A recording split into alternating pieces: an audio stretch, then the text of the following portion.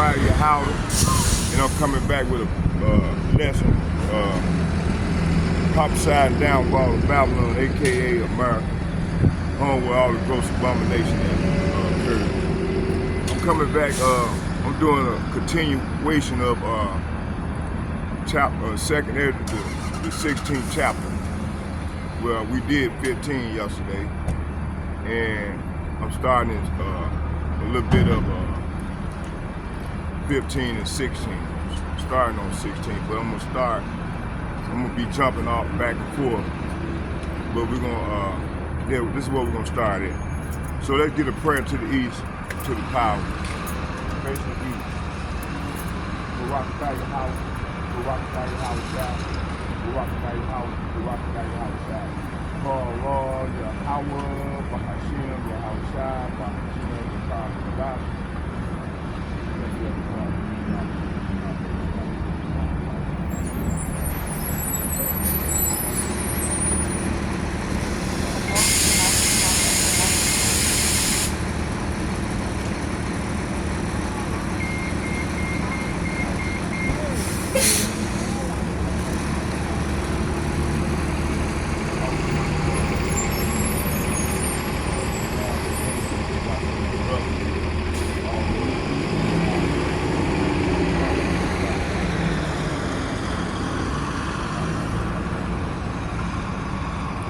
Okay, let's go. Let's get it. So yeah, like I was saying, yesterday, you know, I was bringing out a lesson. I was doing a lesson on the destruction of Babylon, which this is the season we're in right now. The Lord is bringing destruction on this place, and if a person can't see this here, man, something ain't right. The Lord ain't open their eyes up to see these things. But hey, you know, start with the elder apostle and the like-minded men on down as myself, man. We can see it. We can see, you know. The Lord then gave us that eye, that spiritual eye, to see these things, you know. You know, which is a blessing, you know, from on high. So I'm not gonna rant that much. I'm gonna go into some scriptures. Let's start here in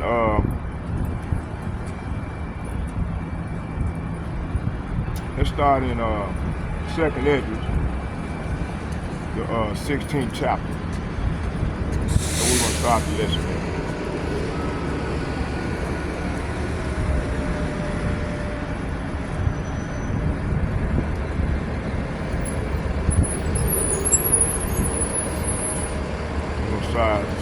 Second Edge, how you doing? Second Edge, the 16th chapter. Solid one, brother. Yeah, it's my man, brother from Saint from Jersey. Okay.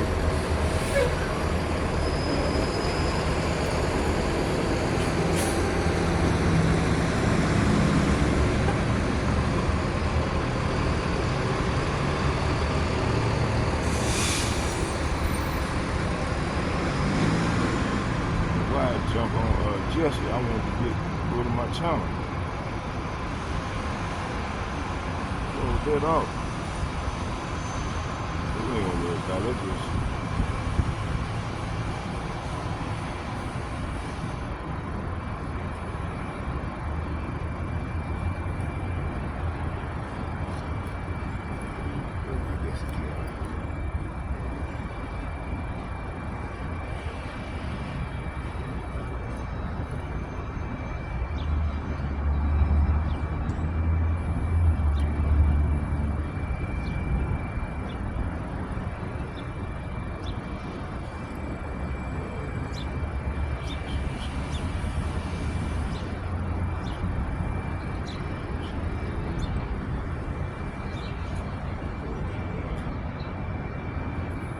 and it reads,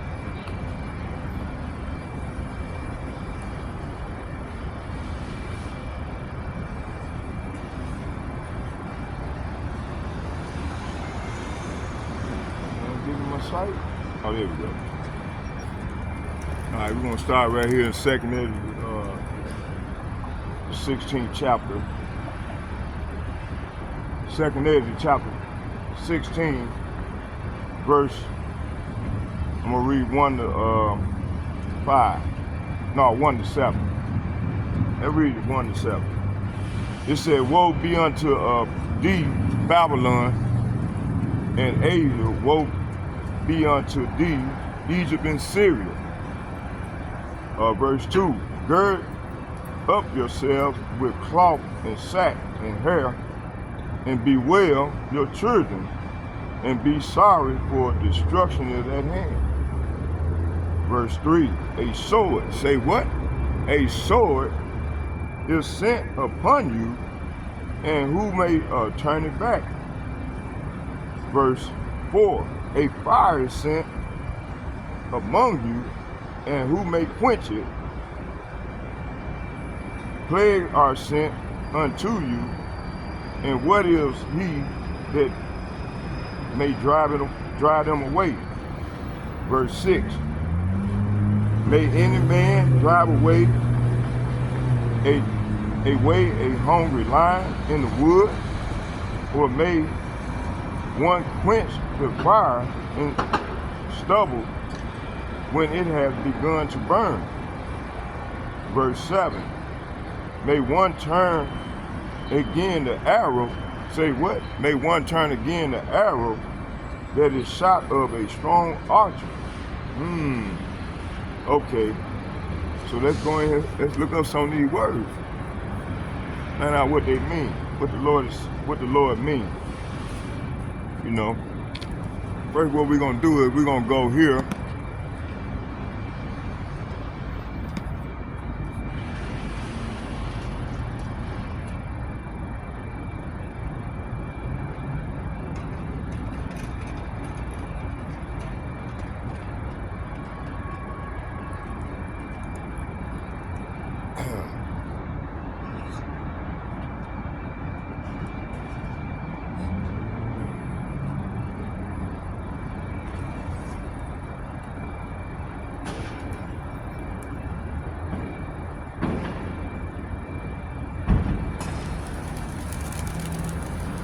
Okay, we're gonna get we're gonna go into the GNT and look up some of these words. Let's go back and read the same 7 verses. It says, woe unto thee, Babylon, and Asia, woe unto thee, Egypt and Syria. Gird yourselves with sackcloth and garment of hair, and bewail your children. A sword is sent upon you, and who is he that may turn it back? Verse 4, a fire is sent upon you, and who is he that may quench it? Verse 5, evils are sent upon you, and who is he that may drive them away? Verse 6, may one drive away a hungry lion in the wood, or may one quench the fire in the stubble when it had begun to burn? So, verse 7, it said, may one turn again the arrow, say what? The arrow that is shot of a strong archer. So the Lord finna, matter of fact, the Lord ready to send, he finna have them arrows to be shot to and fro throughout the earth. You see? Okay, here I'm gonna, before we start doing some word search, let's look up some of these. Let's watch videos about about 15 minutes of it, and then I'm gonna come on with the scripture. I got a few videos I want to, let y'all see from what I just read. And we're gonna connect the dots.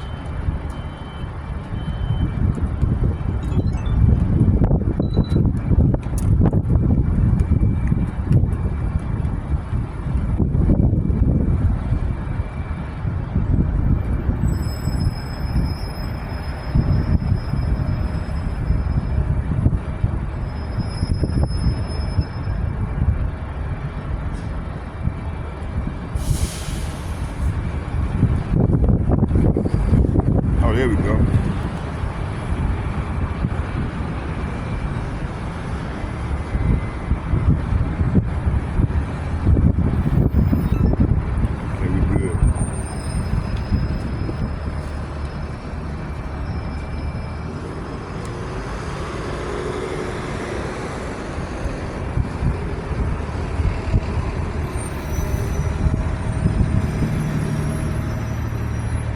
Let's start right here. Copyright Act of 1976. I'm not getting paid. This is news, so I don't really think I have to do the Copyright Act. But I will cite this. Cite the matter of fact. Let's go and do that before we start. Before we start the video, let's do the copyright.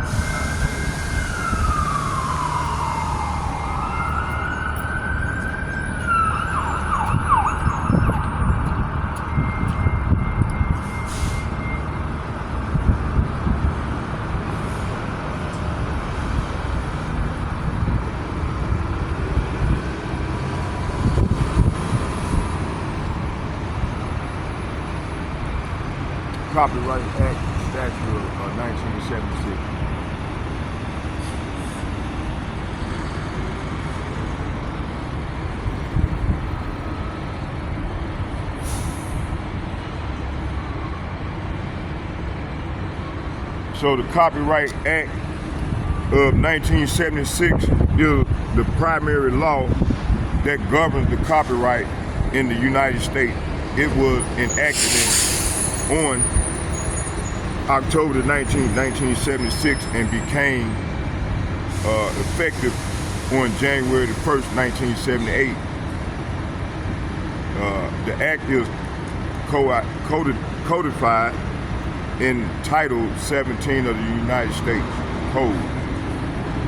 The Copyright Act of 1976 made several major changes to the copyright law, including the act scope of protection. The act protects original works of authorship in all types of media, including still photography, motion pictures, and recording. This was done to avoid the need to frequent updates to the law as new technologies and form of expression develop. This is the fair use. It's fair use. I'm not profiting from this. Only strictly for educational purposes. Okay. It said fair use. Fair use. The act codified the doctrine of fair use.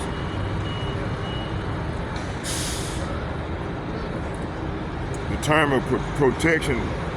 The act adopted the unitary term for most new copyright based on the dates of the author's death. Okay. So yeah, let's read this right here. The Copyright Act of 1976, Public Law 94-553, 90 Statute 2541 is a general revision of the copyright law, Title 17 United States Code. It becomes fully effective on January 1st, 1978. The new law supersedes the Copyright Act of 1909 as amended and is the first extensive revision of the 1909 law. Okay, let's go. Fair use, fair use. Okay, let's go.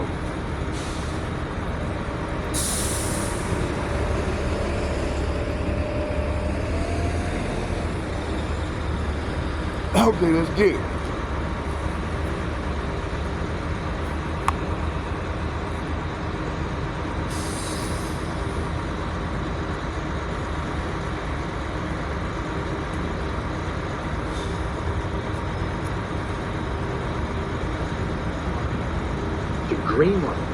use of Storm Shadow cruise missiles and American Attackams missiles against targets inside Russia, we'd all be dead, because it would have triggered a nuclear war. The Russians said, Vladimir Putin, to the ambassador to the United Nations, to the Russian ambassador here in the United States, that this would be an act of war. In fact, the Russian ambassador at the United Nations, in session with the Security Council, said it will be a declaration of war. And I believe there was a back channel communication, because all of that wasn't resonating. There was a final back channel communication, the content of which I don't know, but I think I know. And I think they said, these are the targets we're going to hit. And the decision's been made. If you do this, this is automatic. You can't stop it. That's why Biden was so mad. Did you see him in his when he get ready to meet with Starmer? Because he was ready. They were ready. They had it all together. Starmer brought the big red box with all the documents. They were going to sign off on this thing. Because Russia's bluffing. Russia's bluffing. Russia's bluffing. Russia wasn't bluffing. And someone said, what do you think about Putin's thing? I don't give much mind to Putin. Look at that angry old man. You know why he was angry? Because he was humiliated by the Russians. But this isn't about humiliation. What it's about is that a man named Volodymyr Zelensky has put political pressure on the United States, Great Britain, and NATO I got to a allow him precept. to do something. Y'all bear with me. I got a precept. I got a precept.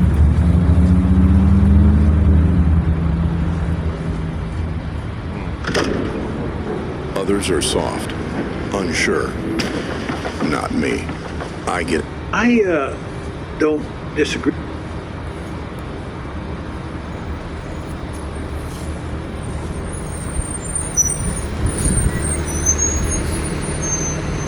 Are there any more wisdom?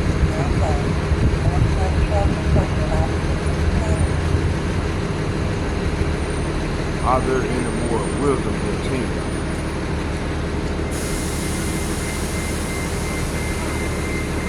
Are there any more wisdom in team?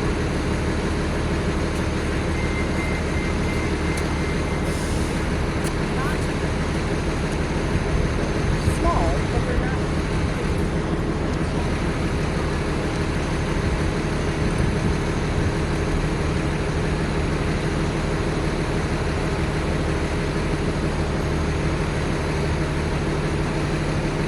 Wisdom in teaming.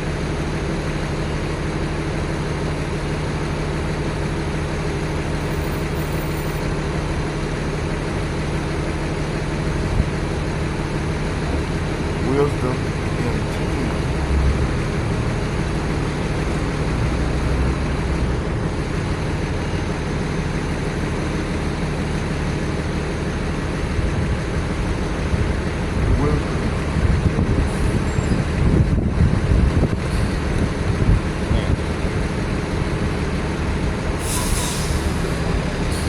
Wisdom in teaming.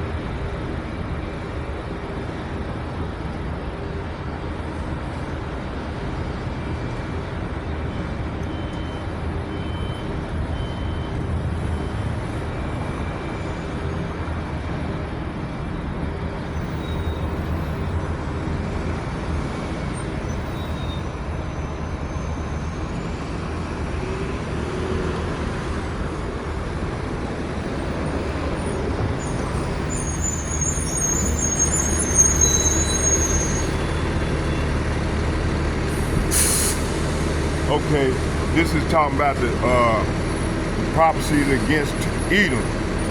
This is Jeremiah chapter 49, verse 7. Concerning Edom, thus saith Yahweh of hosts, Is wisdom no more in Tema? Is counsel, say what? Is counsel perish from the prudent? Is there wisdom? Is there wisdom vanished? So right here in verse 7, the Lord is saying this message was given concerning Edom. This is what Yahweh Ba'ashem, Yahweh Shai of heaven's army says. Is there no wisdom in Tema? Is no one left to give wise counsel? So you got, like the man said, hey, these people thought they had this thing figured out. Joe Biden is talking about Putin is, the bear is bluffing. He's not bluffing, man. Let's go back to the video.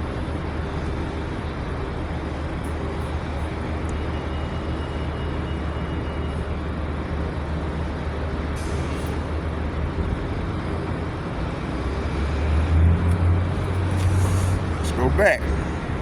Y'all bear with me here. I'm trying to learn more about how to operate the video. I mean, my camera settings and do the video as I stop and proceed and bring out precepts. So let's go back. So yeah, this man counseled them perish. You see? Great Britain and NATO to allow them to do something that everybody knows has the potential of triggering. Let's start from the beginning. Because had Joe Biden signed off on the proposal that Keir Starmer, the Prime Minister of the United Kingdom, brought in to greenlight the use of Storm Shadow cruise missiles and American ATACMS missiles against targets inside Russia, we'd all be dead. Because it would have triggered a nuclear war. The Russians said, Vladimir Putin, to the ambassador to the United Nations, to the Russian ambassador here in the United States, that this would be an act of war. In fact, the Russian ambassador at the United Nations, in session with the Security Council, said it will be a declaration of war. And I believe there was a back channel communication because all of that wasn't resonating. There was a final back channel communication, the content of which I don't know, but I think I know. And I think they said, these are the targets we're going to hit. And the decision's been made. If you do this, this is automatic. You can't stop it. That's why Biden was so mad. Did you see him when he getting ready to meet with Starmer? Because he was ready. They were ready. They had it all together. Starmer brought the big red box with all the documents. They were going to sign off on this thing. Because Russia's bluffing. Russia's bluffing. Russia's bluffing. Russia wasn't bluffing. And someone said, what do you think about Putin's thing? I don't give much mind to Putin. Look at that angry old man. You know why he was angry? Because he was humiliated by the Russians. But this isn't about humiliation. What it's about is that a man named Volodymyr Zelensky has put political pressure on the United States, Great Britain, and NATO to allow him to do something that everybody knows will has the potential of triggering a nuclear war. And they almost did it. They almost signed off on it. Yeah, I'm a little bit. We almost all died this weekend. Do you understand that? I don't think people understand it. 72 minutes is all it takes from the initiation of the first action to the end of the world. 72 frickin' minutes. Whatever the hell you were doing this weekend, you wouldn't have gotten to do it. I went to a movie. You wouldn't have gotten to see the end of the movie. Took my kids for a walk. They ain't coming home. Took my dogs for a walk. You ain't coming home either. There would be no home. And if there is, the consequences of surviving the initial nuclear exchange are worse than dying in the initial nuclear exchange. Nikita Khrushchev said it. The survivors will envy the dead. I don't think everybody gets it. I don't think your audience gets it. I think they're just saying that, guys, we all almost died this weekend. It's the closest we came to nuclear war since the Cuban Missile Crisis. What was the question? One stroke of the pen would have all been taken. They were getting ready to sign the frickin' documents. Biden was lined up with Starmer. They had the paperwork ready. And it's only because the Russians said, if you do this, this is what's going to happen. We're not bluffing. And thank God somebody close to Biden went, they ain't bluffing. They're not. And Biden made the little right bit. decision. But they're still going to talk A about little it. bit, you got. Now you you're going to got go up at the to General go down, Assembly and talk about just Zelensky. like You're talking oh. about how much longer are we going to allow this insane man in Kiev to hold Hey, the fate listen, of the brother. world Right in now, I'm his doing a hands? lesson right now. I'm gonna give When you are my we gonna number, take man. charge Just call of me. We don't want to die. Call I me. want to go to the movies. I want to walk the dogs. I want to play with the kids. Yeah, cause that's how I get down, man. Because that's what this is about. I feed people. This isn't stupid academic parlor games. Day in and day out. I With, got drunk people people that in I've the been back living room with smoking cigars going, well, the years. Russians are bluffing. Well, historically speaking, blah, blah, blah. No, they're not bluffing. This is about this America is a and platform Great right Britain now, man, that I'm just enabling doing.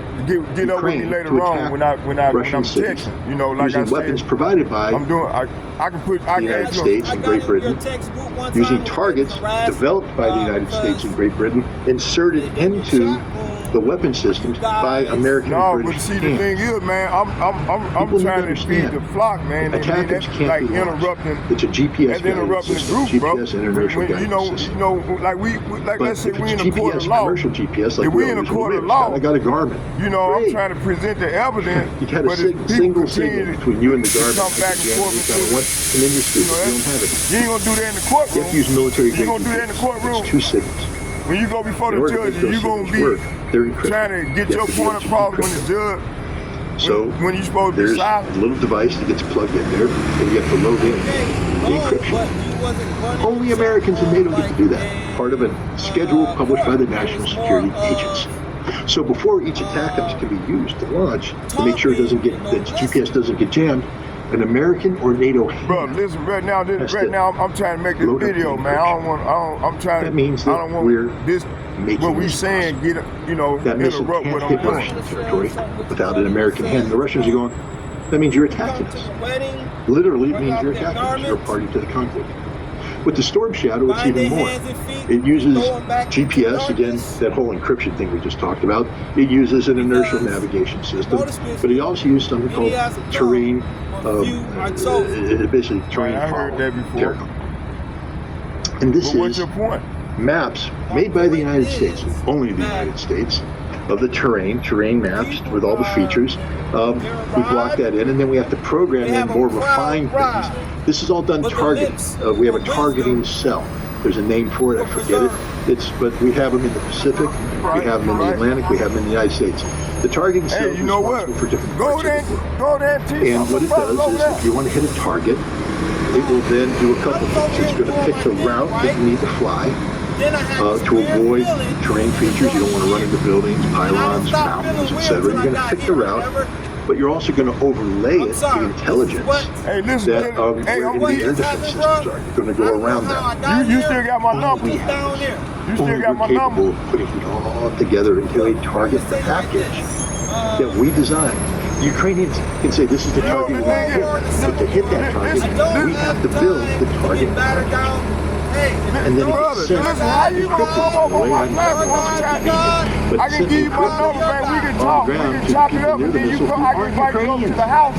They're and we not. can sit down and They're study. not allowed to be anywhere near the subscription. And then it gets loaded into this will buy these Hey, call, no, do me a favor. Charlie hands and say, You call, type your number in the phone. It's American targeting data, baby. We developed the target. And then it's loaded on and it's fired. To do a target, you need 24 to 48 hours minimum plan. This isn't a spontaneous target. That means that the United States for 24 to 48 hours is planning a literal attack using a NATO weapon against Russian targets. We're the parties to the conflict. Vladimir Putin said, we know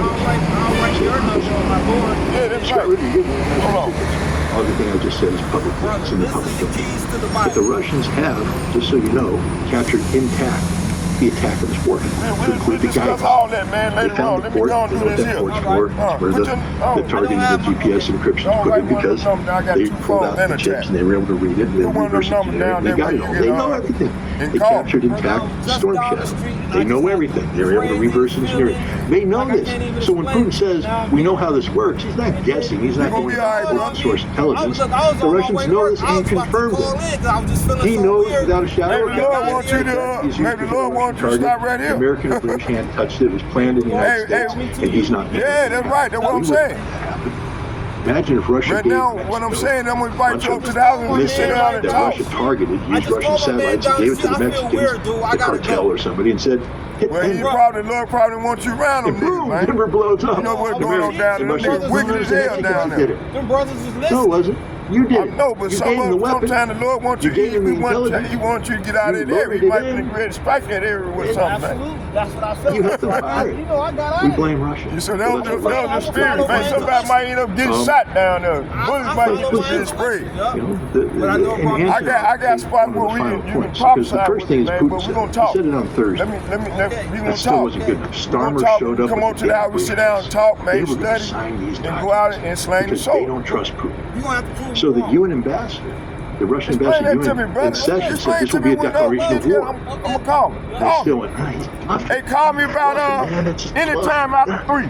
Anatoly Antonov. Call me. I saw him Friday. And I invite you over to the I house. went to the Russian embassy You on Friday night to driving? attend a All right, my cultural man. event, a piano Hey, concert. what's your name, brother? MC Korsakov, Jason. and other I am Russian Zachariah. culture. Part of the effort, All right, ongoing effort brother. of the Russian Shalom. embassy to sort of, show people the culture of Russia so that they say, well, maybe the Russians aren't just brutal savages. But he was sort of distracted and I would say not on his diplomatic game. Why? Because he had to give an interview prior to this on instructions from his government to tell the Man, United he messed States me up, man. I forgot what that if they sign off the on this. conversation I was on. Remember, he's the Russian ambassador. He's responsible for the Russians in the United States, that Russia will attack the United States. Russia will attack the United States. That's the message he sent. Russia will attack the United States. And now you're the Russian ambassador to cultural event going, I hope those bastards heard what I said. Because if they didn't, this all ends. I mean, and that didn't work. They still think he's bluffing, so I think one more phone call was made. Pardon? That's a boy. And that's where He's a boy. the back channel Hey, was have some used. little- Thank have some God for the little back fella, channel. let me The back rub. channel saved He ain't our gonna ass bite me. during the Cuban Missile Crisis. No, you're Come here, boy. I think it saved our ass now because still we don't believe. Anatoly Antonov said things before. We just said, he's the ambassador taking instructions, he's Yeah, bluffing. he might end up The Russian biting. ambassador All to the right, United take Nations care. has said things before, Hey, just nice, bluffing. hey, pretty dog. Just bluffing. Handsome little guy. Somebody made a phone call on Friday that said, we're not bluffing. And the phone call contained enough substance to convince the receiver that they weren't bluffing. Was this at the Pentagon level? Was done at the CIA? I don't know. What I do know is there's somebody right now in the American media that knows this. But why aren't they saying this? This is information we the people we need to know now. We need to know why Biden backed down. Man, you put on the We need to know tablet, that Biden man. was shown evidence that said Russia will go to war against the United States if you do this. Why do we need to know that? So we understand the consequences the next time loudmouth and Zelensky start begging for permission to use long-range missiles. We, the people that don't want to die, need to shout down, don't listen to him, get rid of him, disregard him. We're not going to die for Ukraine. We are not willing to die for Ukraine. I'm not putting my family's lives on the line for Ukraine. That isn't going to happen. The story will come out. Mark my words, sometime in December, January, before whoever got elected gets sworn in, if we're still alive then, somebody will release, what happened, the inside story of how Biden backed down, blah, blah, blah, blah, blah, blah, blah. But by then it won't matter. Now it matters.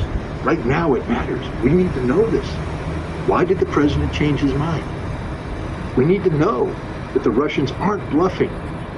We need to know this so that all the pundits on American TV can be put on notice. Stop selling my death. I don't want to die. Not for Ukraine. Not for Zelensky. Not for this insanity that's going on in Europe today. And I hope everybody who's watching the show reaches the same conclusion. I don't want to die. You shouldn't want to die. Your family shouldn't have to die because of the stupidity of the West's approach to Ukraine. No matter where you stand on how this conflict started, I believe that Russia's on the right side of history, but you can say that Russia's not on the right side of history. What you have to understand is that Russia isn't losing this war. They're not going to. I mean, Olaf Scholz got that signal from the head of Kazakhstan, who said Russia is militarily invincible right now. You're not going to beat them. But let's just break this down even further. Russia's a nuclear power. Its nuclear doctrine is built upon the premise that if the existential survival of Russia is put at risk, Russia will use its nuclear power to I'll be down there in about an hour. protect Russian survival. So your policy says, well, we're going to defeat Russia strategically. Well, part of Russia will use nuclear weapons to ensure that doesn't happen. Are you not understanding? So anybody who's sitting here saying that we're going to use Ukraine as a proxy conflict to bring about the strategic defeat of Russia, stupid, frankly speaking. And if they're responsible, Russia's bluffing. No, they're not. Biden just realized that. No, they're Russia not ain't bluffing. bluffing. This is as real as it Russia ain't gets. bluffing. This threat is real. No, this thing gonna go It's down, man. existential in nature. This is what the Lord said. Russia doesn't pose a threat to NATO. Russia's not going to invade NATO. Again, just think about this. How many troops has Russia had to put into the effort to recapture the Donbass, and how slow is that going? Oh, they better. How difficult is it for Russia to assemble the forces necessary to recapture Kursk? And how slow is that going? These are hundreds of thousands of troops. Russia just enlarged its military. Putin signed off on it to about 1.5 million, an additional 600,000 troops. Why? Well, because Russia says there are threats, growing threats around our border that we need to have the troops to deal with defensively. Russia's not an offensive inclined power.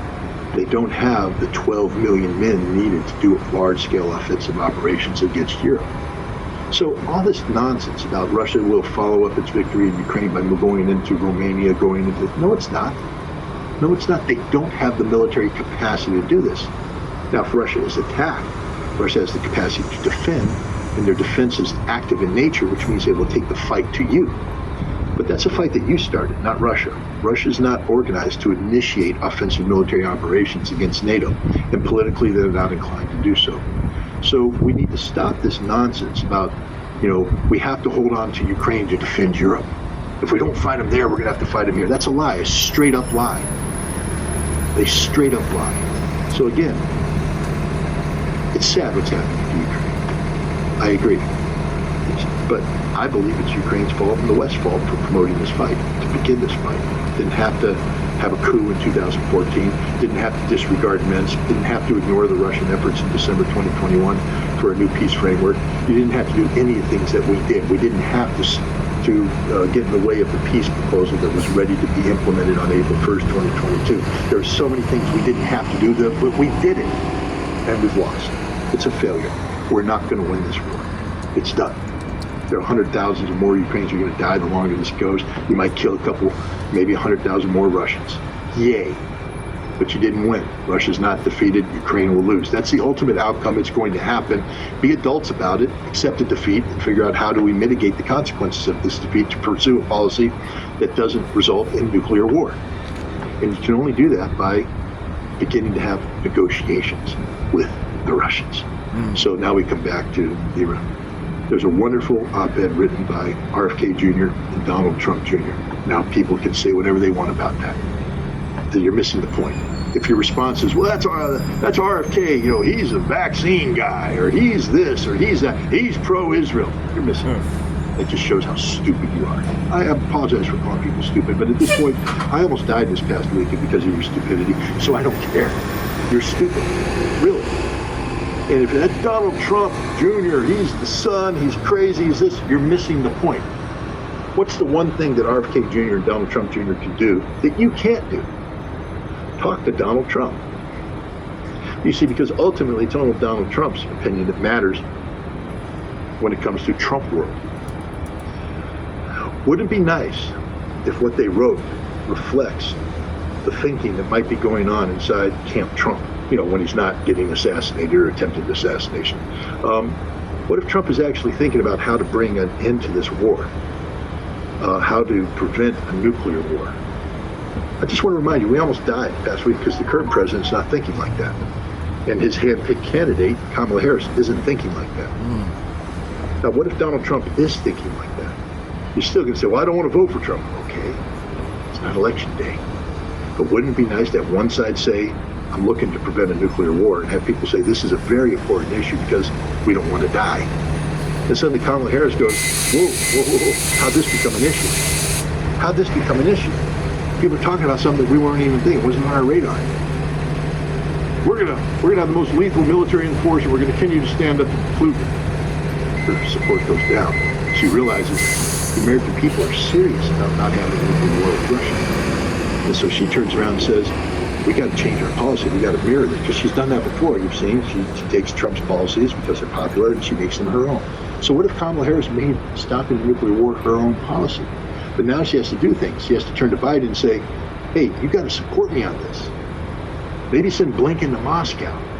Maybe talk about New START treaty and how we can keep that alive. Maybe tone down the stupidity about long-range strike capabilities from Ukraine. Maybe tell the Ukrainians that they lost the war and grow up and get the best possible. Do something, because this has become an issue that's going to play out on November 5th. And now we have two sides. And what if they get in a bidding war? Who's going to be the best to stop a nuclear war with Russia? And now they start going back and forth. Next thing you know, peace is broken out all over. It ain't a pretty path to it. It's a hell of a lot better. I just want to again remind you, we almost died on Saturday. It's not a joke, people. It almost happened.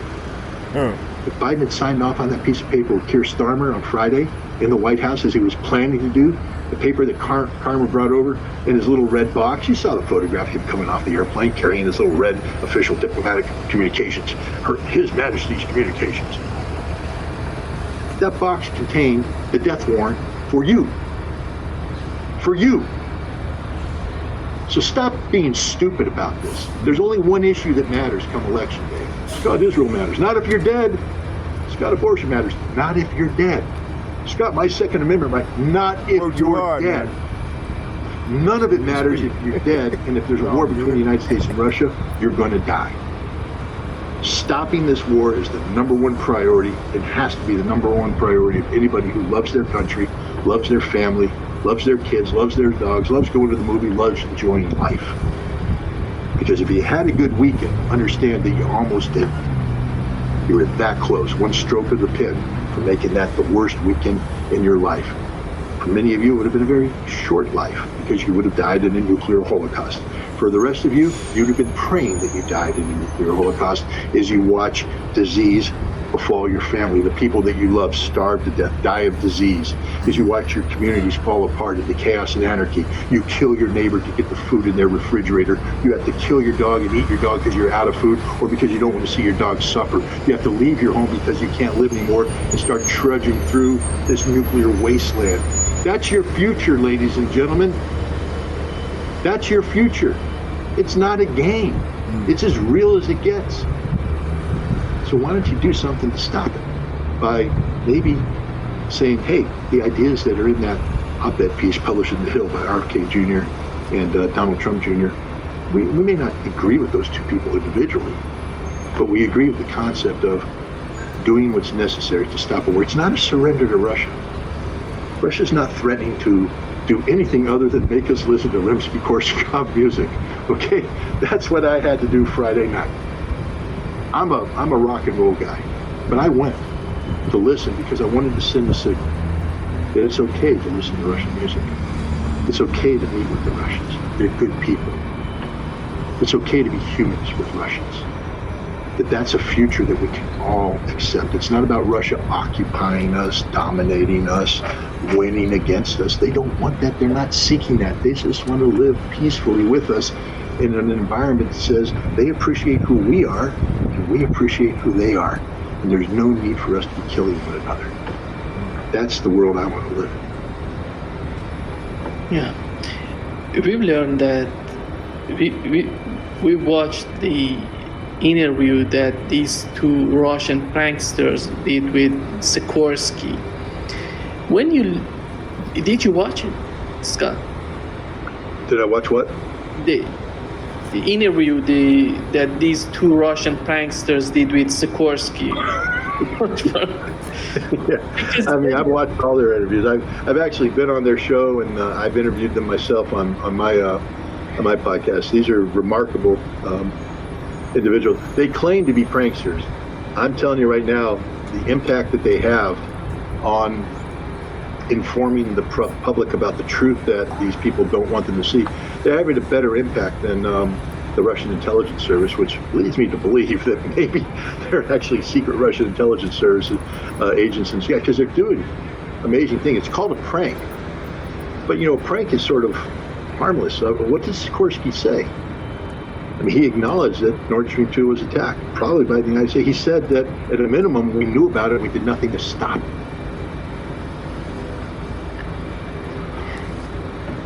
I mean, this is a dangerous, dangerous man, Sikorsky, and he's saying things.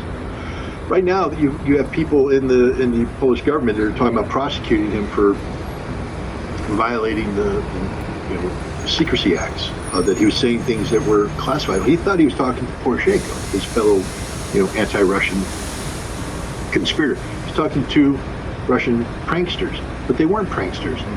These guys were exposing the truth. Well, we can laugh about it. They did the same thing to Mike Pompeo. They've done it to just about everybody.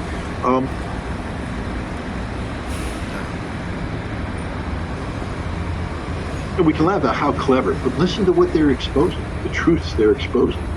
And you realize that we're being lied to 24/7 by our respective governments, whether it's the Polish government, the American government, the British government. They are incapable of trusting their citizens with the truth. Because if they were, then it wouldn't be the prank. Prank wouldn't work because they'd be finding out things that were already told to the general audience. Why is this important? Well, here in the United States, we have the U.S. government using the courts to attack free speech. I mean, they're coming after me. We just had a trial in Florida of the Uhura 3. One of the things that came out of that was the definition of disinformation. That's an important term. You saw that Hillary Clinton used it in her interview with Rachel Maddow. We have to defeat misinformation. We have to defeat disinformation. And most people sit there and go, well, I mean, after all, shouldn't we support truth over lies? Sure. But what if the government's definition of disinformation has nothing to do with truth? What if the government's definition of disinformation is anything that deviates from the official narrative set forth by the government? And that's the definition that the U.S. courts embraced. Anything that deviates from the official narrative set forth by the U.S. government is disinformation. Just so you understand, let's put this in historical context. You were telling me before we went live that you saw an ABC interview about me in the lead up to the war and how I was saying that there was no weapons of mass destruction, etc. Truth. Historical truth. We now know it. Even the people that didn't believe me then are saying, well, yeah, Scott, you were right then. Okay, yeah, we'll give you that. That's disinformation. It's not the truth. See, I was guilty of disinformation. And if we had in place laws that said anybody who dares speak about, put out disinformation needs to be silenced, maybe criminally silenced, then the truths I was trying to tell to stop this war, I wouldn't have been allowed to say it because it's disinformation. That's the danger that we're in right now. Free speech is under attack. I mean, just take a look at some of the insanity that's going on. Meta, former Facebook, Mark Zuckerberg, is now yielded to pressure from the U.S. government to silence RT. He shut down Instagram in India because of the concerns that they were promoting a Russian pro-Russian narrative, and he's now shut down Russia on Meta on Facebook. I mean, this isn't free speech. You can say, well, I don't agree with the Russian narrative. Fine, don't agree with it. Come up with a better narrative. Come up with a better point of view. But once you start suppressing free speech, it's over. The constitutional republic we call America is finished. It's not me saying that. John F. Kennedy warned about this in April of 1961 in a speech he gave before the American Press Association. He said that, I might not be happy with what you write, but you have every right to, not just a right to write it, you have a duty. You have a duty to hold me to account, to criticize me, because from criticism, better decisions are made. And yet today we're not allowed to criticize, we're not allowed to question, we're not allowed to do our duty as American citizens. Now I know there's a lot of foreigners out there that say, well, Scott, free speech, like in Russia. They say, well, we don't have free speech to Russia. That's okay. That's your business, not mine. China, I don't care. That's your business, not mine. America has free speech. It's one of the fundamental cornerstone rights we have as American citizens that helps define what this constitutional republic is. It helps make American democracy function. And when you remove free speech from this equation, we are no longer a constitutional republic. We are no longer the United States. We may call ourselves the United States, but we cease to function as the United States. And that's an outcome that I personally don't want to see. And so I think it's imperative that we allow all voices to be heard, that we respect ourselves and empower ourselves with the ability to discern between good argument and bad argument, sound facts and not so sound facts. It's a duty and responsibility that we all enjoy. And again, I just want to bring this full circle. We almost died this weekend. Why? Because many of us accept at face value the narrative being put forward by our government. And we view our efforts, or anybody's efforts to challenge that narrative, as not only counterproductive, but un-American. We're going to watch 5 more minutes of this, and then I'm going to go and we view on with our the script. efforts, or anybody's efforts to challenge that narrative, as not only counterproductive, but un-American. No.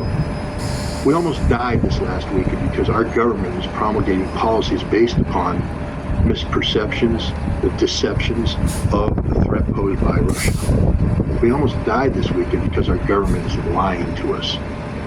We have a duty and responsibility to expose these lies, to challenge these lies, and compel our government to either change its policies or elect people that are capable of changing those policies. It's not interference in the American election to challenge these policies. It's not disinformation. It's what every American is supposed to do. When you have people whom we've elected to higher office to represent us, we have to hold them to account. And you can't hold them to account if your voice is silenced. And one of the points that Sikorsky mentioned in this interview, he said that Ukraine can be part of the EU, but in the next 10, 20 years. I think, which was one of the reasons that in his visit to Kiev, he had some sort of serious disagreements with Zelensky, because Zelensky was talking about that Poland is not doing enough in favor of Ukraine to be part of the EU. And we've heard the same kind of rhetoric from the... No, Ukraine can't be a member of the EU. Ukraine will never be a member of the EU. The fact is, if the EU allowed Ukraine in, it would be the end of the EU. And it's just not going to happen. Ukraine doesn't meet any of the criterion required to be a member of the EU. It's totally incompatible. Every aspect of Ukraine is incompatible with the values that the EU claims that it embraces. It's economic. It's a wreck. It doesn't meet any of the economic requirements to be a member of the EU. Never will meet them. Ukraine's a destroyed nation. But this is part of the danger of this fantasy of Ukrainian membership in the EU, just like Ukrainian membership in NATO. I mean, you have, Biden. Ukraine will be a member of NATO. Blinken. Ukraine will be a member of NATO. Stoltenberg. Ukraine will be no, it's not. It never will be. Isn't going to happen. Forget about it. Forget about it. It's just fantasy. It's the kind of stupidity linked to bad policy that has to be promulgated because you can't admit that you've made a mistake. That's it. And as long as we allow Volodymyr Zelensky to parade around, in the form of the Ukrainian president, even though his term has expired, he has no legitimacy. He's being challenged not just by the Russians, but by his own party, opposition party. His own people are going to the court saying, get him out of there. He's not the president. He has no legitimacy. As long as we allow this guy to parade around and we wrap him with the mantle of legitimacy, we're going to have these kinds of discussions which aren't conducive. Let's clear the air.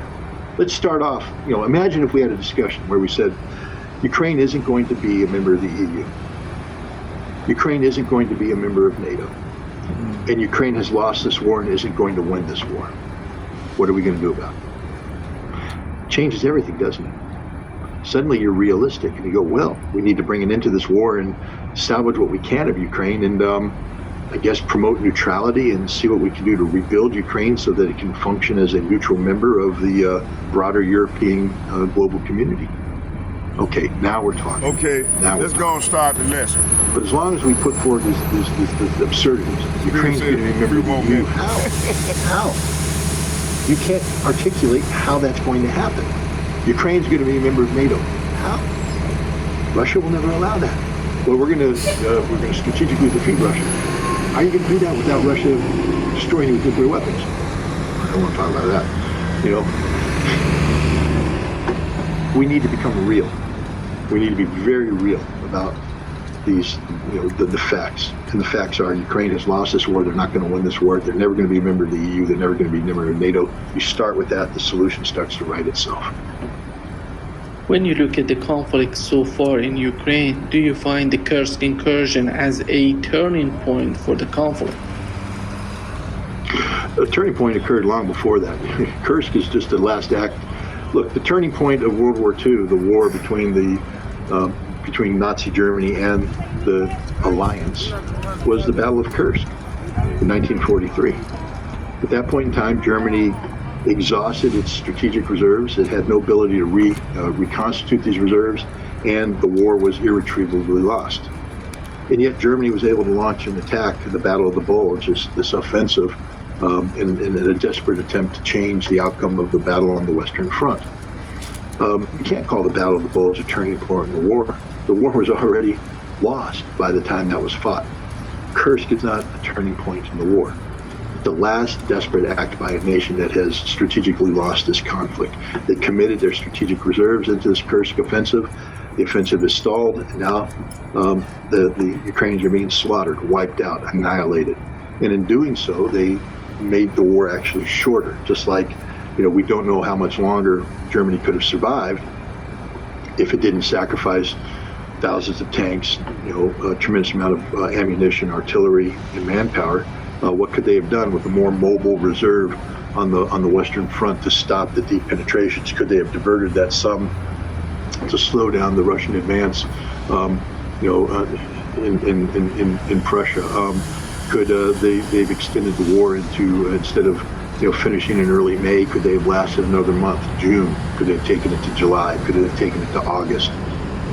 Probably. They still would have lost. They weren't going to win. But by spending those reserves, sacrificing on the battlefield, they made it impossible to hold on at least to, you know, look at that movie Downfall when Hitler's, you know, where's Snyder? Let's move this army. Where's the Ninth Army? How come they're not doing this? Well, they didn't exist. What if they did exist? He still would have lost the battle. But he could have blocked. They could have done this. They could have evacuated. They could have done things.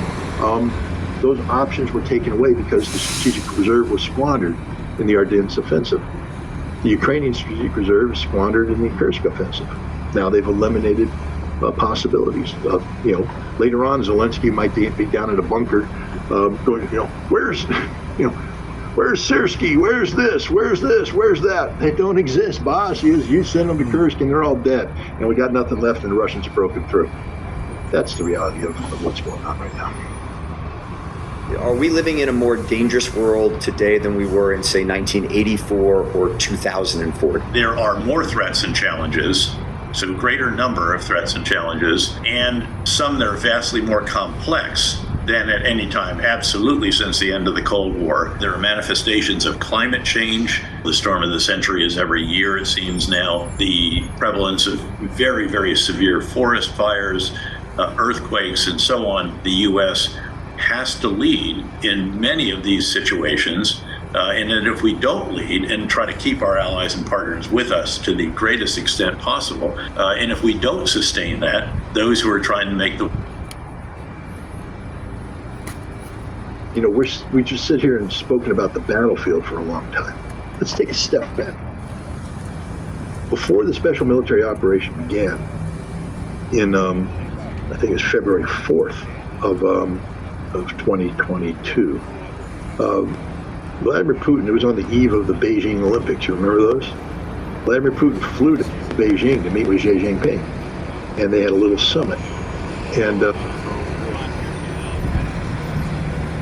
at that summit, they published a 5,000 plus word joint statement. And this statement basically said that Russia and China were declaring, not violent war, but declaring war against the rules-based international order. They said that this order simply sustains an American hegemony, that a singularity that the world no longer can support. And so They said instead we're going to support what they called a law-based international order. They're going to begin to build structures to accomplish that. One of those structures was BRICS, but in February of 2022, BRICS was still very much conceptual in nature. Yeah, it's met a couple times, but it wasn't much more than just getting together and talking. But then the war in Ukraine began, and it became sort of an existential struggle between the rules-based international order and the law-based international order that Russia and China were promoting. And BRICS is accelerated. Today, there's a meeting in Kazan next month that's going to change the world. I don't think the world recognizes that it's going to be changed, but if BRICS solidifies into a formal establishment with structures, mechanisms of coordination between governments full-time, not just every year, but to have continuous mechanisms, financial, economic, political, military, potentially. That's the end of the rules-based international order. It's the end of the U.S. dollar as the dominant currency in the world. It's the end of everything that makes the world familiar to us today. That's the strategic victory. And Russia's not going to let the war in Ukraine get in the way. So if Zelensky wants to commit national suicide, because that's what it is, Ukraine will never win this war. Ukraine's just getting weaker and weaker and weaker and weaker and weaker. But Russia's getting stronger and stronger every day. Not just on the battlefield, but more importantly in terms of its global position, its global. Bizachi unlocks business agility by modernizing the way you use SAP. Our low-code platform wraps around your ERP system, enabling you to extend its capabilities, orchestrate agile business processes, and ease SAP migration. Not just on the battlefield, but more importantly in terms of its global position, its global posture. So the Russians are going to make BRICS succeed. One way to make BRICS fail is for Russia to overplay its hand in Ukraine to create the conditions where the world becomes nervous about the future. Right now, Russia is saying, we got this Ukrainian thing under control. We'll take a couple hits here. I saw a comment in there, Moscow got attacked. Oh. So what? I was in Russia in May of 2023 when a drone hit the Kremlin. So what? Oh, they had a drone blow up in one of the Moscow airports. I mean, it's embarrassing. It's bad. Nobody wants it. So what? So what? It's not. Let's go and start the lesson. Okay, let's start here. Now I got a lot of precepts, so I'm gonna be all over the place. Y'all bear with me. So yeah, this devil, man, they trying to prolong their rulership, and that's not gonna happen because our Lord is in control of everything. He controls everything. So what is these people talking about? They want to continue to rule wickedly. And let me see here.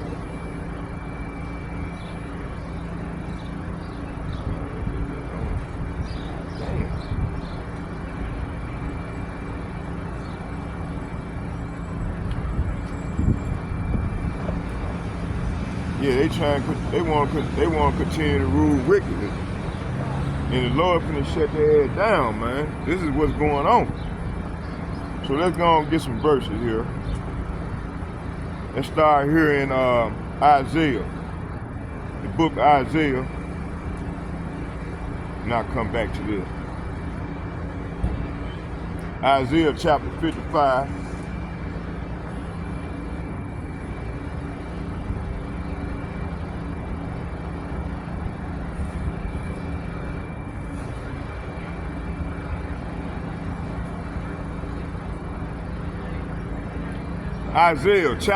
The book of Isaiah chapter 55. I'm gonna start at 7 and I'm gonna read to 9. And it reads, let the wicked forsake his way and the unrighteous man his thoughts, and let him return unto Yahweh, and he will have mercy upon him in all power. He will abundantly pardon. So the Lord said he gonna pardon the hopefully elect men, women, and children that turn back from their wicked ways. So the Lord says here, let the wicked change their ways and banish their very thought of doing wrong. Let them turn to Yahweh, Bahashem Yahushai, that he may have mercy on them. Yes, turn to our power, for he will forgive generously. But hey, these people ain't, 2/3 of these people ain't gonna turn. They designed to die. They designed to be the wicked.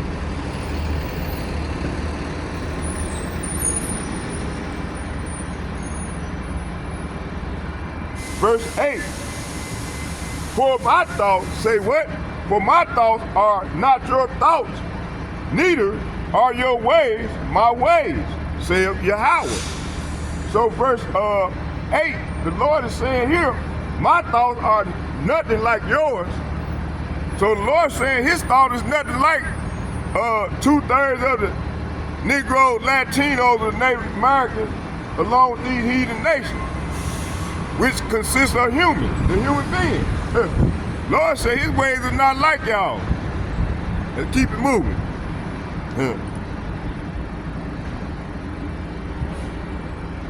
Well, my thoughts are nothing like yours, your thoughts, said the Lord.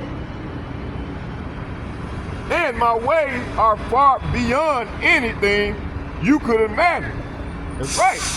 So you got this Scott Ritter, he was a colonel or something, inspector, you know, and he served, you know, he was an inspector for the U.S. Army.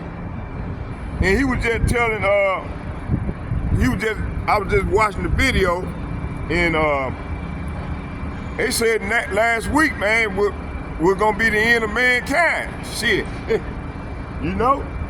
Hey, they calling poking the bear. So the Lord, you know, he's in control of everything. So you know, the thing is, we as the people of God, man, we need to repent. Come back to our power, because hey, they doomsday clock is ticking. It's going tick tock, we 1 minute before midnight. So the Lord sends his men out on the front line each and every day to get you Jason to return to him before it's too late.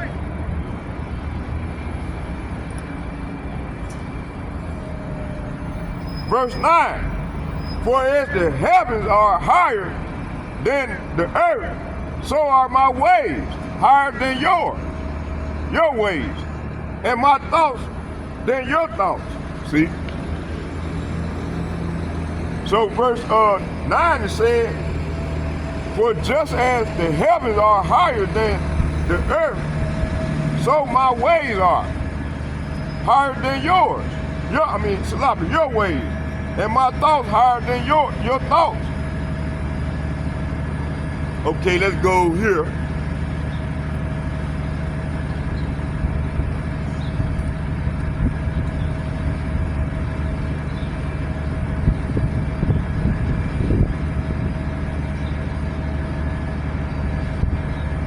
Let's get Deuteronomy chapter 30. Deuteronomy chapter 31, verse 8.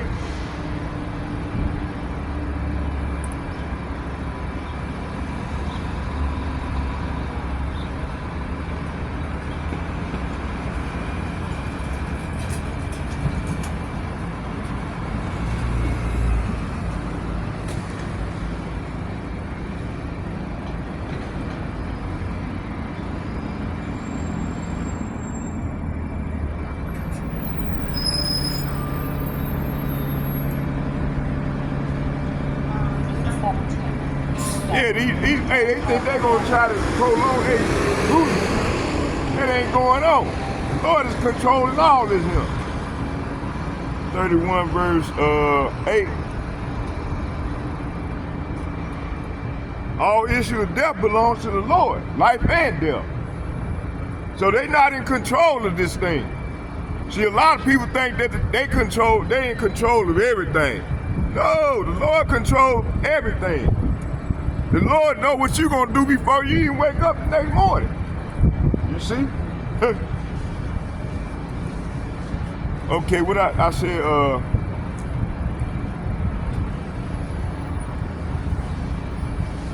let's start at 7. Deuteronomy chapter 31, verse 7.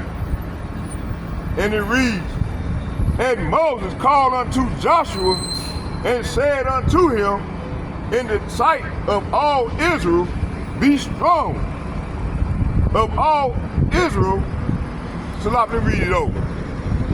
It said Moses called unto Joshua and said unto him in the sight of all Israel, be strong and of a good courage, for thou must go with this people unto the land which Yahweh has sworn unto their fathers, and give them, and thou shalt cause them to inherit it. See, this is what's at stake.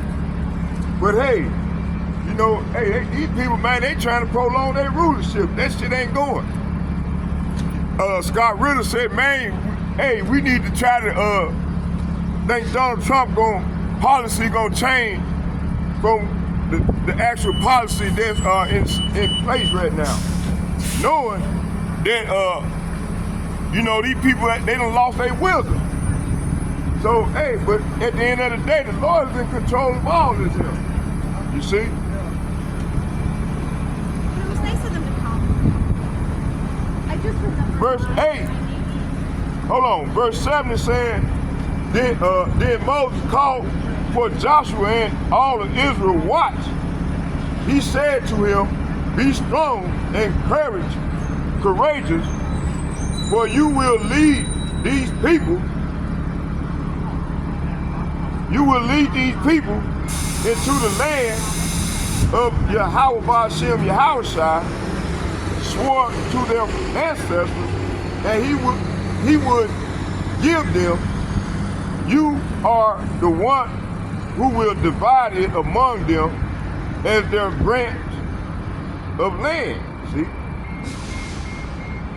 So, hey, this is what's going on now, man. The Lord finna give us the land, but first he got to clean house. That's what's going on now.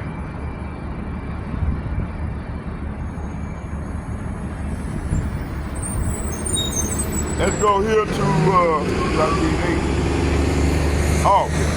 verse 8. Verse 8.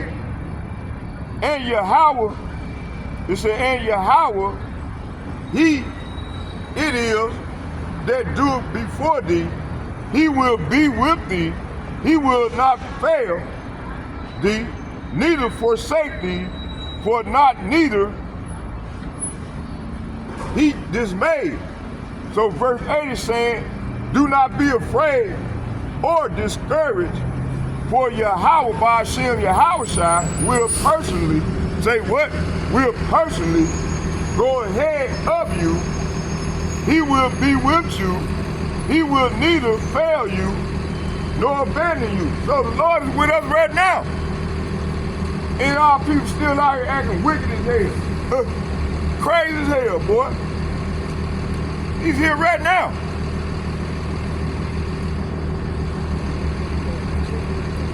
Psalms chapter 73, verse 26. Let's get that.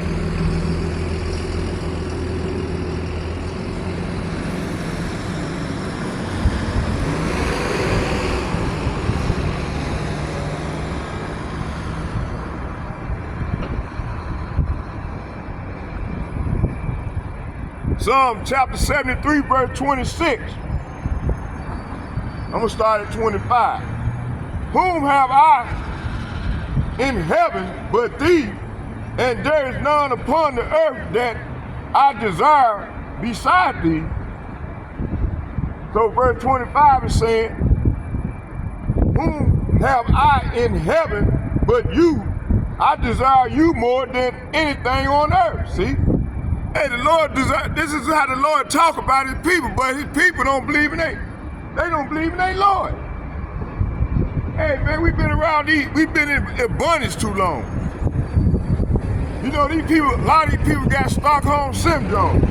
They love their slave master. They want to continue to be considered 3/5 of a human, and stay out of order. They don't want to get right. Can't get right. I'm gonna start calling these people can't get right. You see? Verse 25. Whom I have in heaven, Salafi, whom have I in heaven but thee, and there is none upon the earth that desire beside thee. Verse 26, my flesh and my heart faileth, but Yahweh Ba'ashem Yahushua is the strength of my heart and my portion forever. See? So our Lord is our portion. So the Lord is the Negro, Latino, and the Native American portion. He don't give a shit about none of these other nations. You see? Even though they don't put themselves in our equation, God loves everybody. Do it thy will, he gonna save you. All that old bullshit. The Lord loves his children of Israel. You see? He don't love nobody else. And right now we at the end of an age. And this thing finna go down. So you Negro, Latinos, and Native Americans need to repent. Come back to your power. Let me not leave out the speckled birds. Speckled birds too, as well.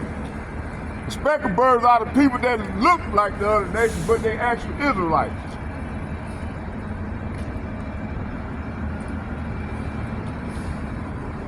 Yeah, our Lord is controlling all this here. He controls life and death. He make people blind, or he give them light to see. He deceive people, and he wake up people. So right now he's deceiving the people that's ruling over us. You see? You know, like Scott Ritter just said, he said, man, these people, Trump finna, what's his name, Joe Biden finna sign that bill, sign that law for Ukraine to use them missiles and go far off, deep off into Russia to use them missiles and almost finna start a nuclear holocaust. They currently trying to poke the bear. But at the end of the day, the Lord is in control of everything. You see? Let's get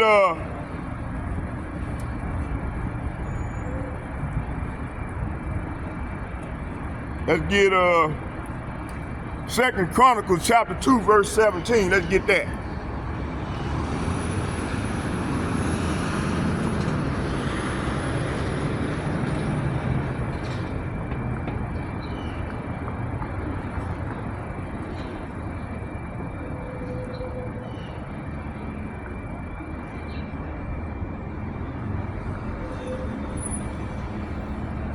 I'm gonna start at 16.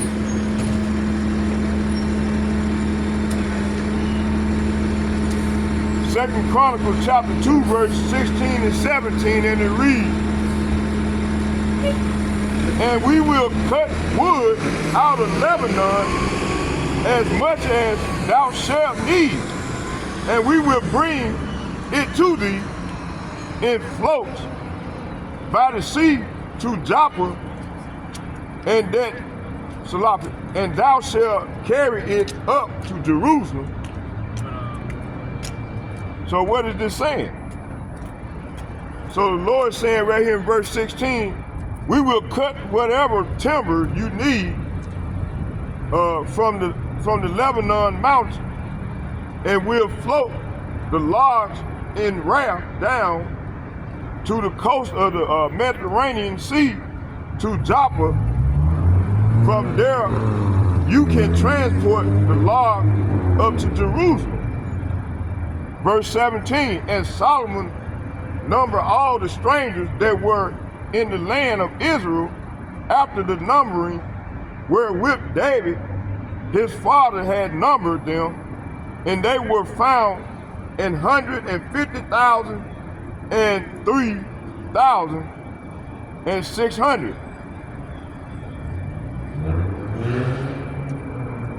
They're gonna read it to 18.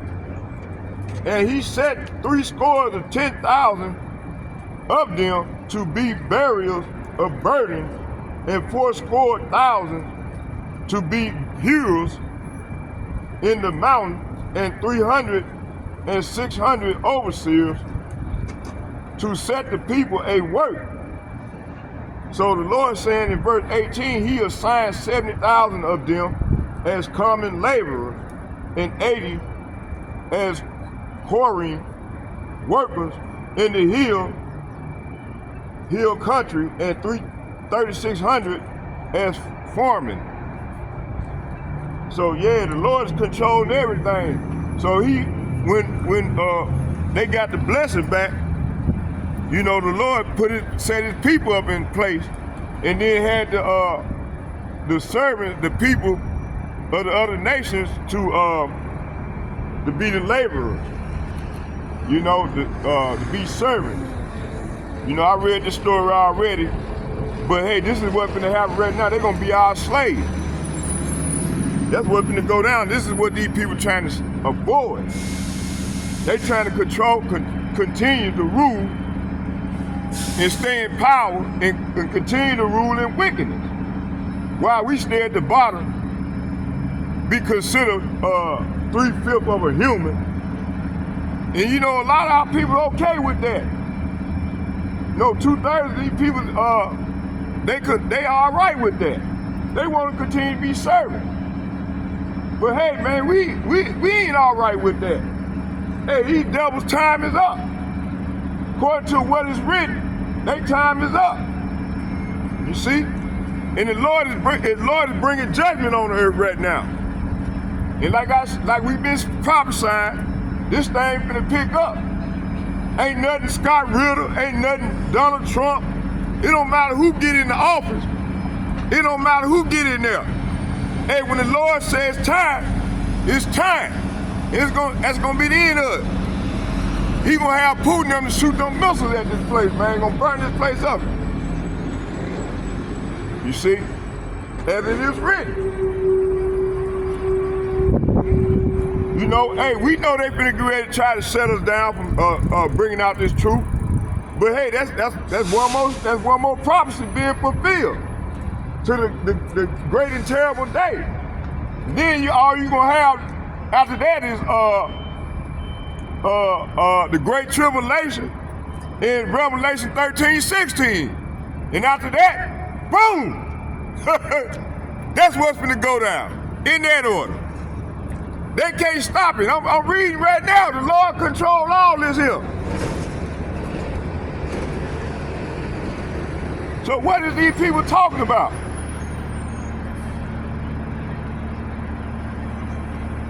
Let's get Psalm chapter 23, verse 3.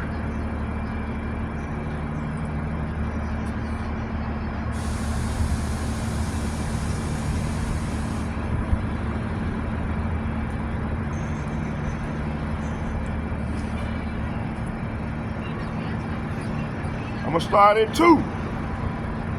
I got a question for you. What's that? When I look, what's 3 scores and a 10?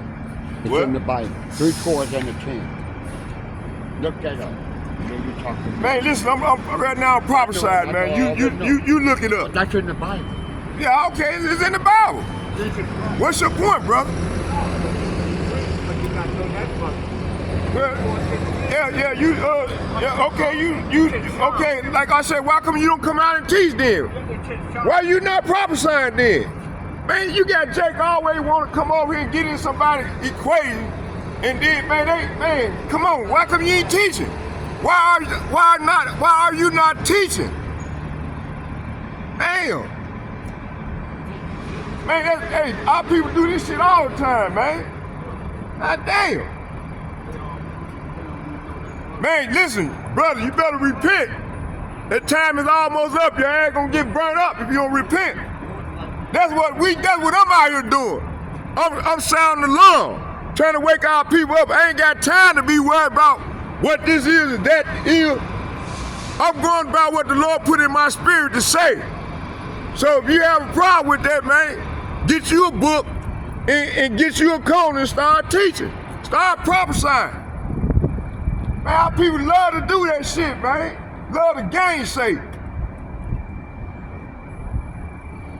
That bullshit.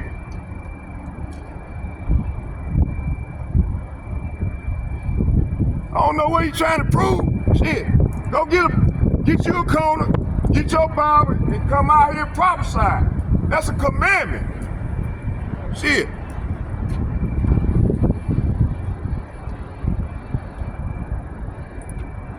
He told us come out here and wake these people up.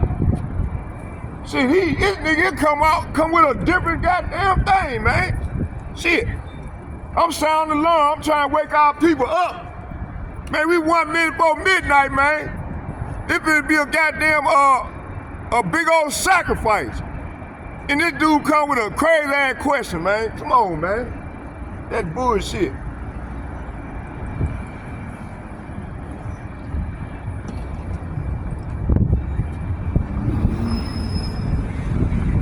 Damn, you threw me off what I was on.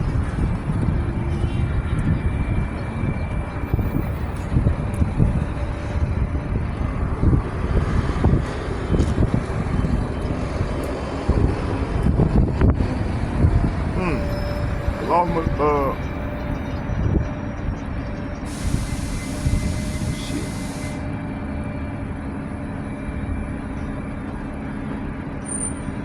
Man, then now the tablet acting up, man. Get all this shit out of here. Okay, let me go right here again. Let me get it. I ain't got to the good scriptures yet. I'm trying to get back to the where I want to go. And you got these people coming over here. You know what? That's just gonna go into the other part of the lesson, man. Shit, fuck that. We already know the Lord is in control of this thing. Let me get my scripture that I had set up. Okay, let's go in 2nd Esdras, the 15th chapter. Actually, the 16th chapter.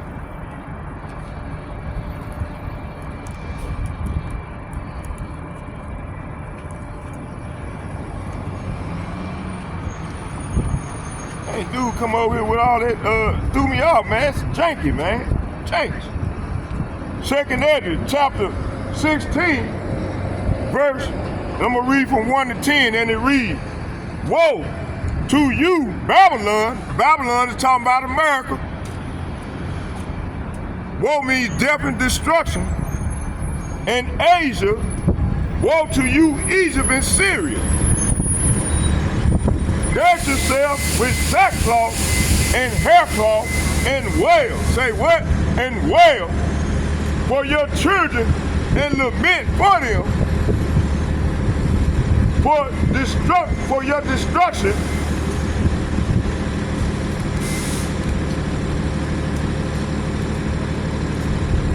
Say for your destruction is at hand. See, hey, destruction is at hand for 2/3 of you Negroes, Latinos, and you Native Americans, along these speckled birds that's join unto the devil.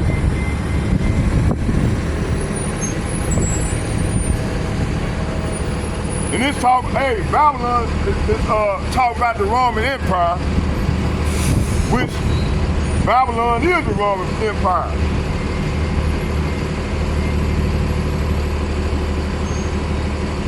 Let's go here to Psalm chapter 18, verse. Hold on. Let me keep reading. Big told me keep reading. Verse 3, the sword has been sent upon you, and who is there to turn it back? A fire has been sent upon you, and who is there to quench it? Calamities, say what? Calamities have been sent upon you. Hey, you know these calamities, they coming right now. They gonna pick up. It's gonna get worse and worse. It's called plagues.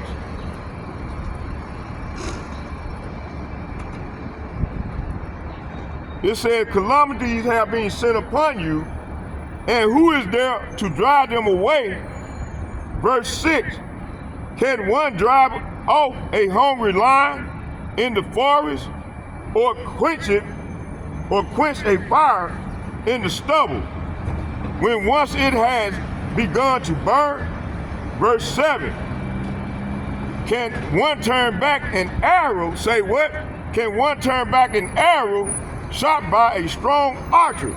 So Putin them gonna shoot them strong, hey, they gonna cock back them arrows and they gonna shoot them arrows at this place. This place gonna become a lake of fire. The lake of fire ain't gonna be under no goddamn ground. It's gonna be right here on the earth. This is what's coming. And you got this man talking about Donald Trump gonna do this here. It don't matter who get in there.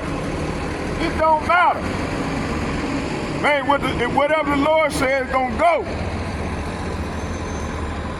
And right now we know that we at the end of this thing. We at the end of an age. And it's finna be ready to go down. As it is written.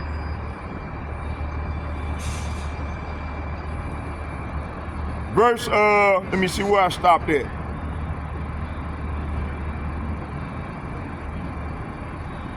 Verse 8, Yahweh Ba'ashem Yahushua send calamities, and who will drive them away? Fire will go forth from his wrath. Say what? Fire will go forth from his wrath, and who is there to quench it? He will flash lightning, and who will not be afraid? He will thunder. Say what? He will thunder, and who will be terrified? Verse 11. Yahweh Ba'ashem Yahushua will threaten. Say what? Yahweh Ba'ashem Yahushua will threaten, and who will not be utterly shattered at his presence. Verse 12. The earth, say what? The earth and its foundation quake. The sea is turned up from the depth, and its waves, and the fish also shall be troubled at the presence of the Lord. Hey, this is what's coming, man. So the fish are gonna be terrible. They're gonna be scared. Everybody gonna be scared. Hey, you gonna have these wicked ass elitists, I call them elitists, they gonna go try to run and hide in the bunkers. Good luck.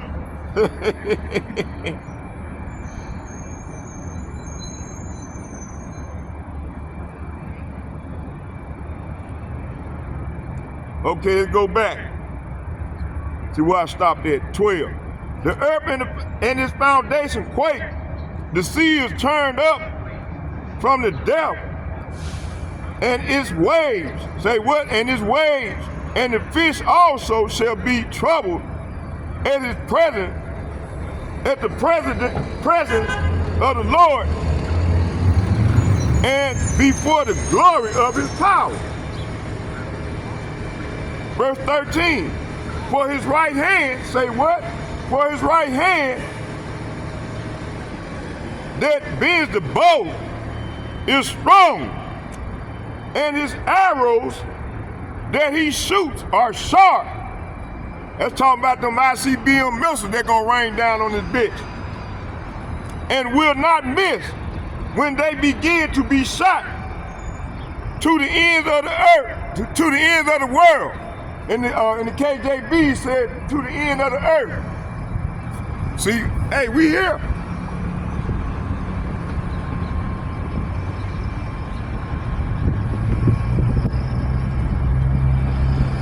Okay. Verse 16 again.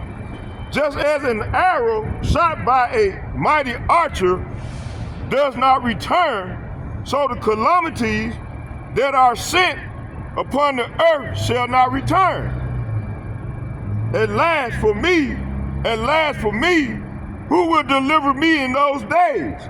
Hey, this is what Ezra was saying. Who gonna deliver me? Hey, Ezra is back right now.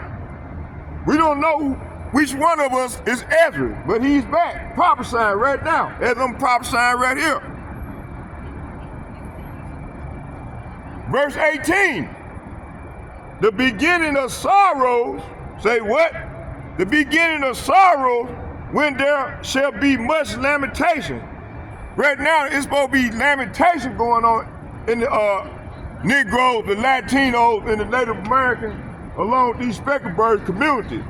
But man, what they doing now? They continue like they like la la la la like ain't nothing going down, man. The Lord is visiting this place, man, with these scourges. You see?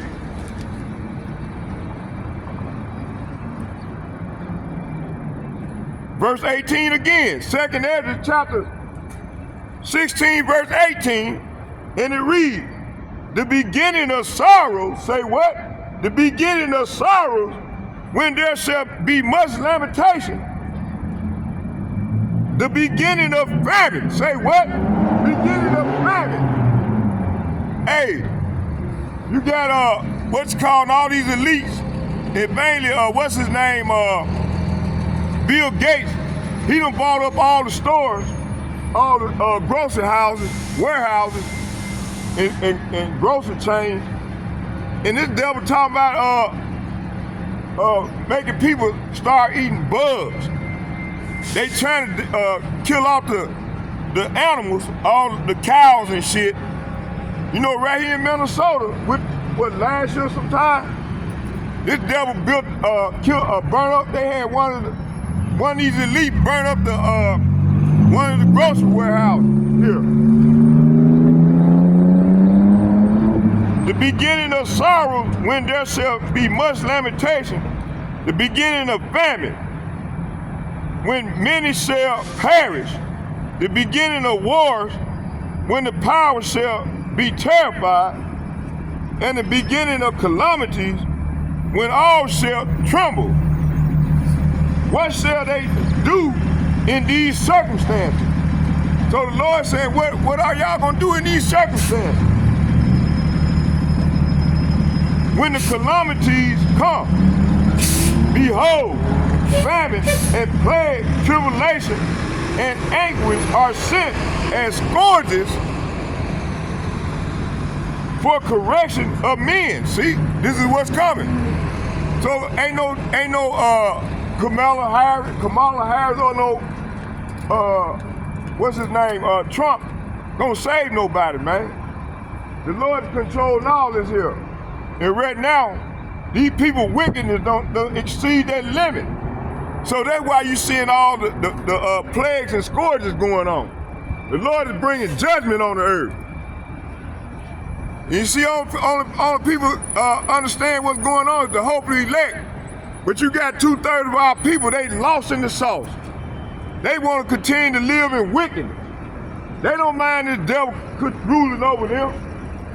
You see? Okay, let's let me make some changes. I'm ready to go into some of these precepts that I got written down. First, before I do that, let me I'm gonna stay right here today. I'm gonna get it in right here. I ain't going over there by the store. I'm gonna stay right here. Bring it out.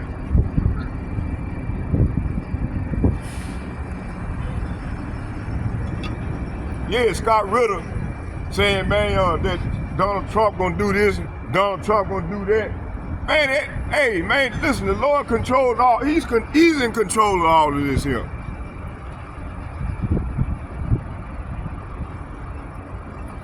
Before we start, let's do this here.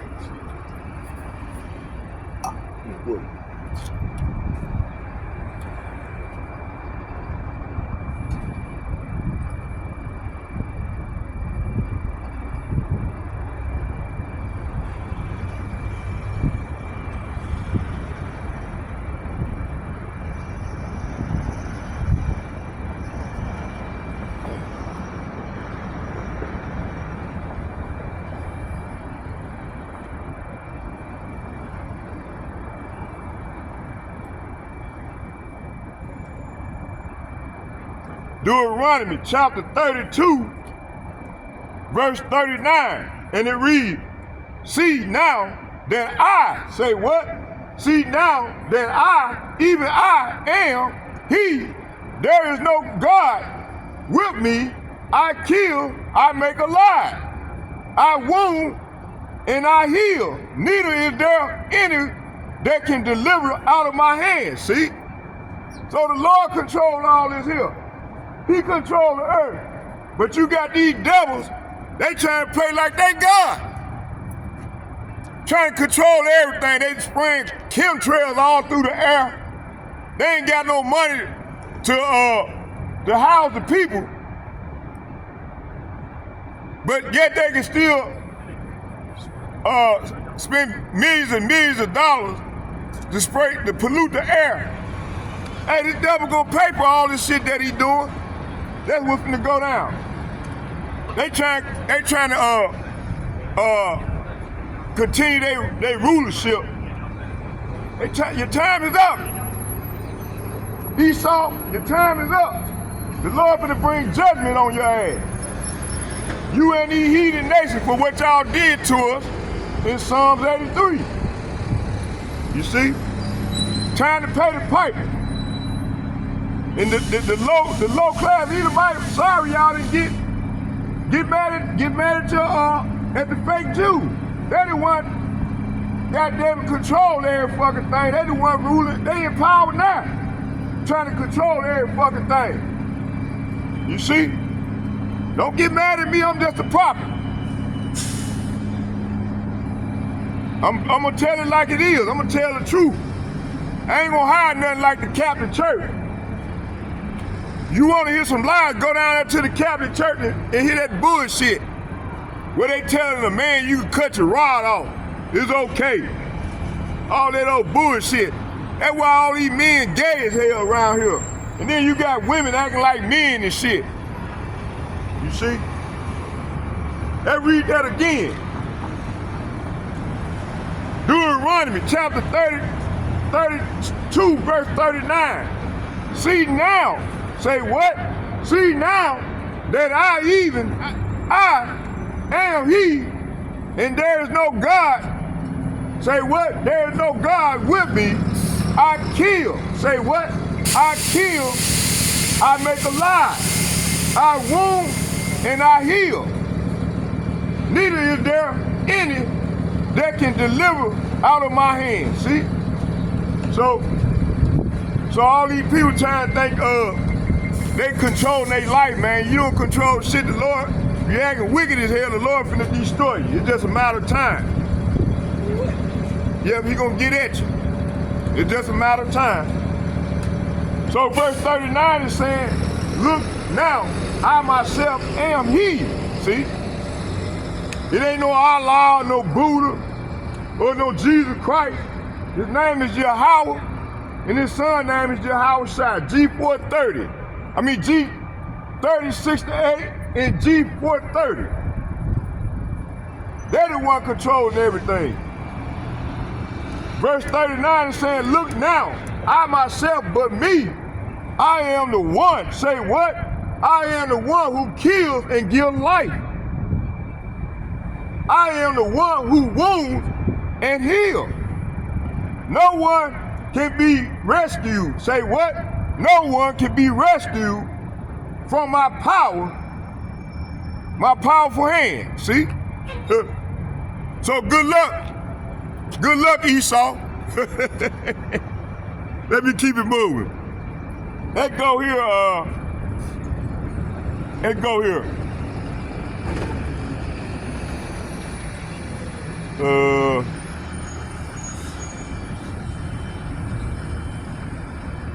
Let's get Psalm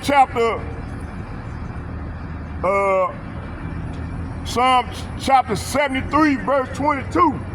I'm gonna start at 21.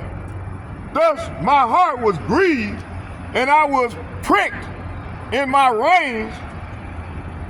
So the foolish was I, and ignorant I was as a beast before thee.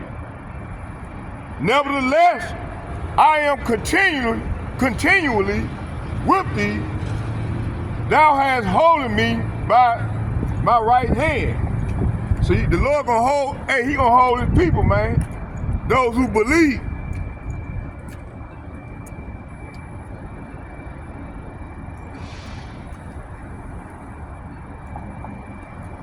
So right now, in Psalm chapter 73, verse 19,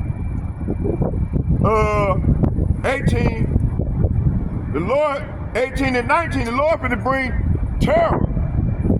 I'm gonna start at 17.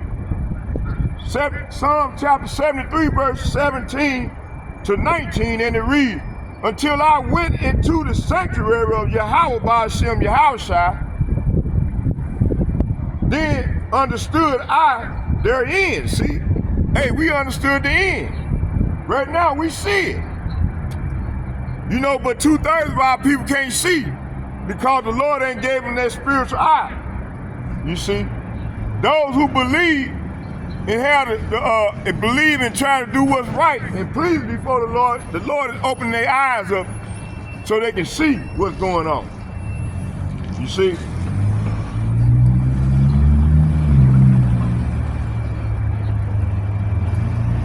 Psalm chapter 73, verse 17 through 19 again. Until I went into the sanctuary of Yahweh Ba'ashem Yahushua, then understood I their end. Who end? You talking about the end of the Gentiles. So 17 said, then I went into the sanctuary of Yahweh Ba'ashem Yahushua. I finally understood the destiny, say what? I finally understood the destiny of the wicked. You see? Hey, Esau, Edom is the wicked. They are the wicked seed that's ruling the earth in wickedness right now. You see?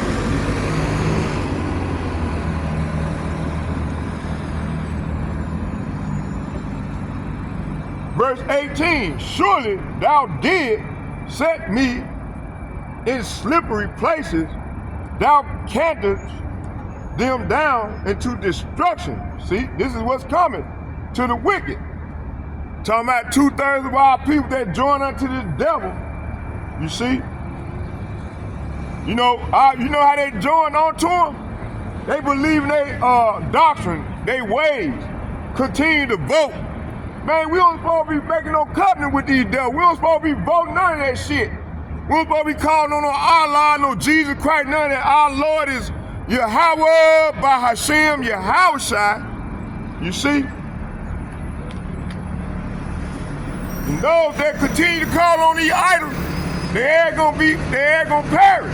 Look what happened to that lady. To my rebuke you in the name of Jesus Christ. Got her fucking head blowed off. See? Ain't no Jesus Christ gonna save you.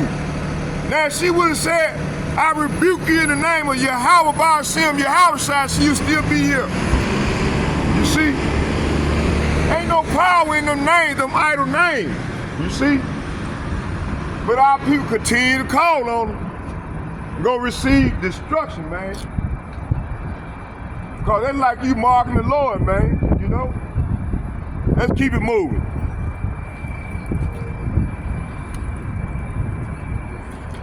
So right now, these people trying to plot up on Jake. Let's go back to 2nd Ezra chapter 15, verse 3.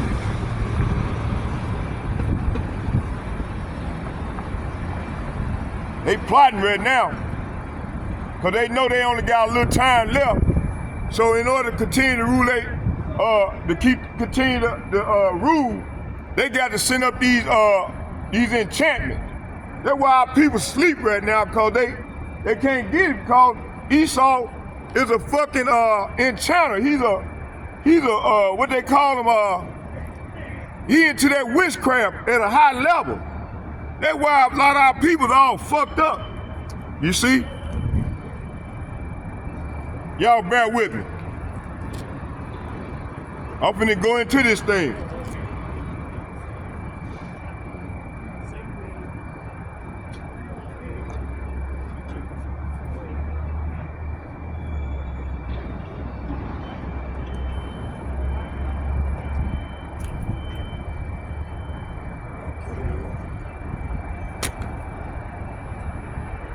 Yeah, let's go right here.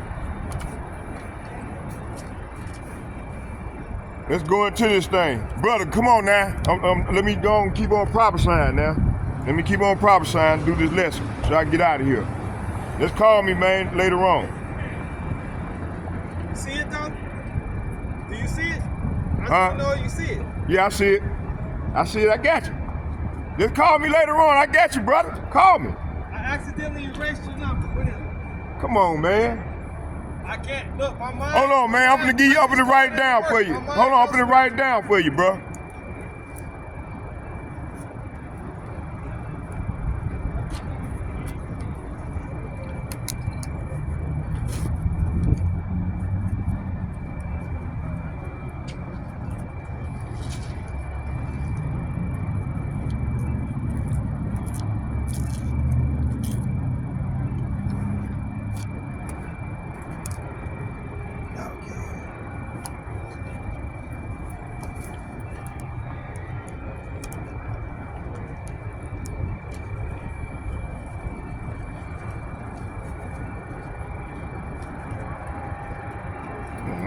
Shit.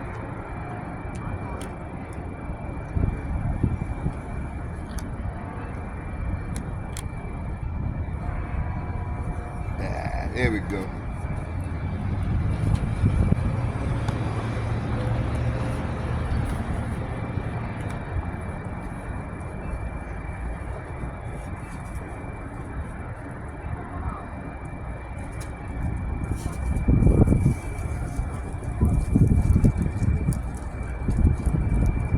Yeah, where he went to?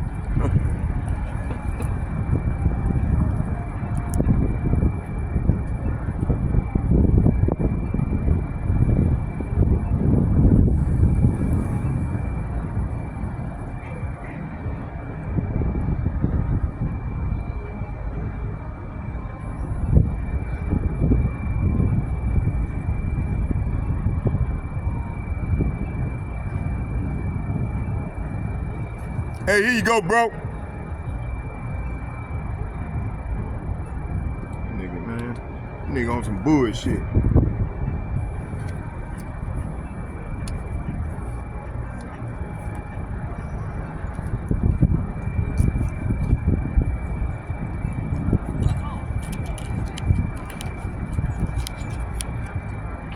Here you go, man. Let me go and finish this lesson on off so I can go around the corner here. So I can go home. Then I can wait on your call. I got you. Call me. Going through something today, brother. Call me. Call me. I got something for you, man. Just call me. I'm gonna invite you over to the house. We can sit down like men and talk, man, and get through this thing together. I'm right here, though. All right. All right, brother.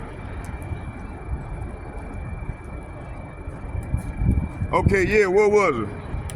See, right now, this devil here, he sending out these damn enchantments on our people. That's why a lot of our people are all, mentally all fucked up, man. And see, the thing is, man, those who believe and got that spiritual eye, man, we can see what's going on. But 2/3 of our people, man, they in the crosshair, man. They can't receive it because they embedded in this devil doctrine, calling on these false names like Jesus Christ, Allah, and all that bullshit, man. The Lord is not. Hey, man, the Lord is coming with straight judgment, man. They let it call on talking about rebuke you in the name of Jesus. I seen that. I said, whoa, man, shot her right there in the fucking head, man. I was like, whoa. See, that was an explanation mark, because the Lord, he was showing that he did that in front of everybody, and millions of people seen that, because he said, I'm tired of these people, especially Hebrew Israelites, calling on the wrong names. So I'm finna judge her right now so they can wake their ass up.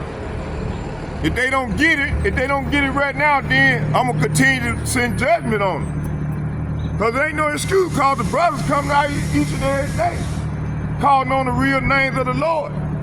They even got a video out that's 2 hours long from the tribe, this brother from the tribe of Judah, And he did an eloquent breakdown on the Most High name, man, on the Son and the Father's name. So there ain't no excuse. And that video been out for over 10, 12 years now. And I know a lot of people that claim to be it true. I know they got the video. I know they done seen the video. And the brother going into the Hebrew, he going into the Greek, and he's showing it what happened and how it happened, how they started adding them dance points and so on and so forth. Eloquent breakdown. It's called the Tribe of Judah. What is God's name? Go look up Jesse Bennett's Spiritual Awakening channel. It's gonna be the first video pop up. You can see it. Ain't no excuse for people to continue to be calling on that damn Jesus Christ. That's a false name, man. Okay, let me go on back to where I was at. Oh yeah. Okay, let's go and get it. Let's start right here in we going into this plot. Cause these people, they plotting on us, man. They trying to plot on Jake. Especially in these latter days. They trying to prolong their rulership.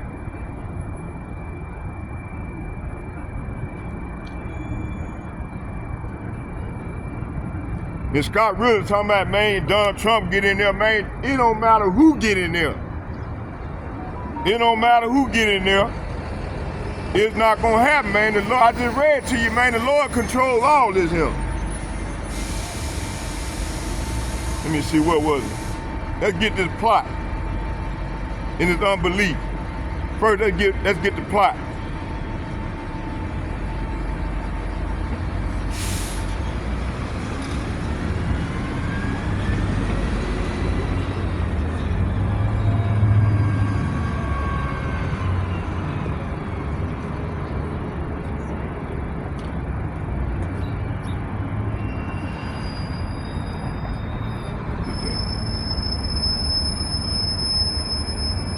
Second Esdras, we going into the G&T.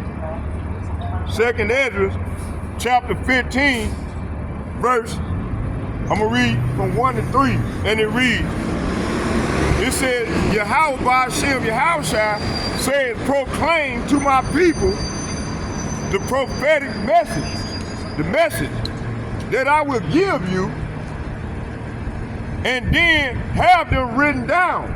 See, we write, those who study, we write down the stuff. We study. We go in and study each and every day. You see? Verse 2. And have them written down because they are true. Say what? They are true and will be fulfilled. So these prophecies going to be fulfilled right now. The Lord is bringing judgment on the earth. Verse 3. Verse 3, 2nd Esdras chapter 15, verse 3, and it reads, do not be afraid of those who plot against you or be disturbed by their unbelief. See? So you got 2/3 of our people, man, they unbelievers. They don't believe this profane message. And then they come out when we set up our sanctuary, they're coming mark. And they don't know they putting judgment on themselves, man. That's judgment. Verse 4. Say what? All unbelievers will die because of their unbelief. See? So a lot of people gonna die for being unbelievers. And this doctrine won't give it to nobody, it will give it to the Israelites, which consist of the Negroes, the Latinos, and the Native Americans, along with these speckled birds. The speckled birds are the people that look like the other nation, but they actually Israelites.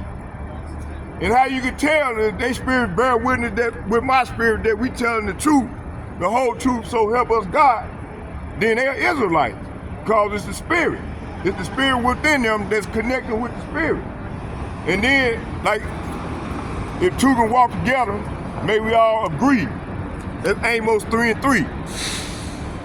Let me get that real quick. Amos 3 and 3. Amos.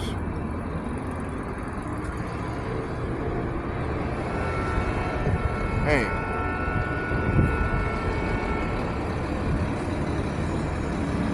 I can get it right here. I know. Amos 3:3.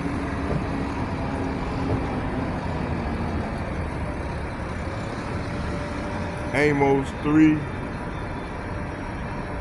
verse 3. Here it go. I'm gonna start at 2. You only have I known. Say what? No, we know everybody. You only have I known of all the families of the earth. Say what? Of the earth. Therefore, I will punish you for all your iniquities. See? So the Lord gonna punish all these people, you know, first before he get at these heathen nations. Verse 3, can two walk together except they be agreed? See, we agree. Hey, if you're white, if you look white, we can't go by no color. Hey, you look like that lady right there, look like an Asian woman. But hey, you got a lot of Israelites looking Asian. You got a lot of Israelites looking Somalian. You know, you can't go by the color. You can't go by the color, man. It's by the spirit. You see? Let's read it again. Can two walk together except they be agreed? So verse 2 and 3 is saying, from among all the families of the earth, I have been intimate. See, the Lord said he's been intimate with us, man. I have been intimate with you alone. See? That is why I must punish you. See? So when we all, you know, going through what we're going through, it's the Lord doing it, man. We got to repent. He said, I have been intimate with you alone. He ain't dealing with none of these other nations. Man, he said it's like spittle to him, man. Matter of fact, let me get that real quick. Hold on, he said, from among all the families of the earth, I have been intimate with you alone. That is why I must punish you for all your sins, see? Verse 3, can two people walk together without agreeing on the direction? See, it's the spirit. It's the spirit that guides us. Okay, let's get spittle. This spittle.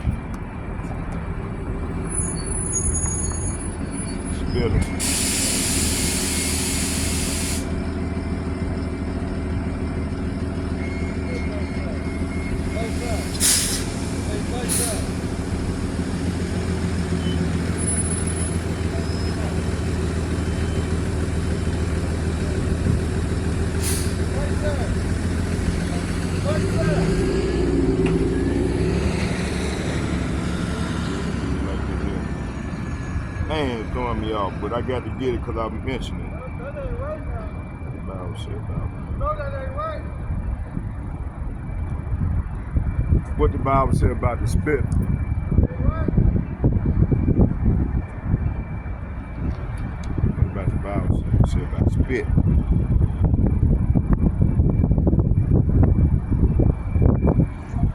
These other nations are nothing but spit.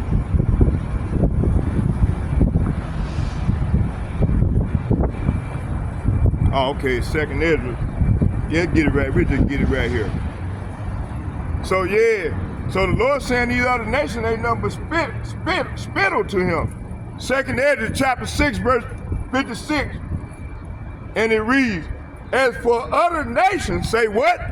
As for other nations that have descended from Adam, you have said that they are nothing, see? And that they are like spittle, see? And you have compared their abundance to a drop from a bucket. So, hey, that's why these other nations are in an uproar right now. Because, man, the Lord loves his people. We just got to turn back and repent before the door of repentance is up, you see? Now, let me go on back to where I was at. Hey, now I heard a lot of Edomites heart, then. But hey, you got the Catholic Church teaching these people, man, that everybody can be saved, that we all one. No. Let me read that again. No. Second Ezra chapter 6, verse 56. Come on now, look at this shit. Esau trying to mess with my page, man. You fucking demon. Second Ezra chapter 6, verse 56.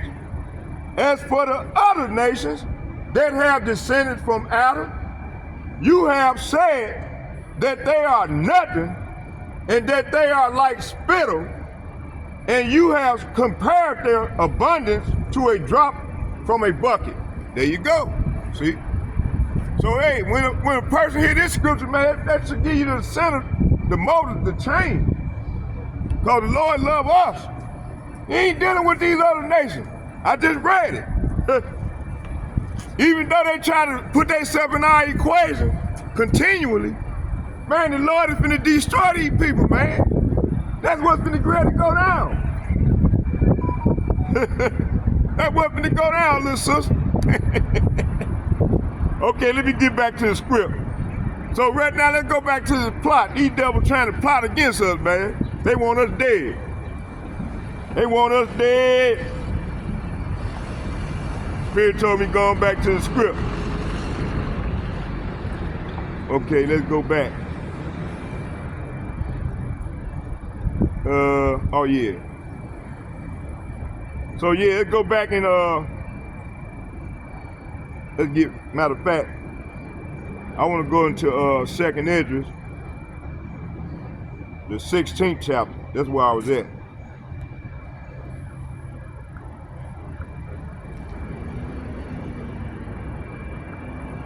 Second Ezra, chapter 16.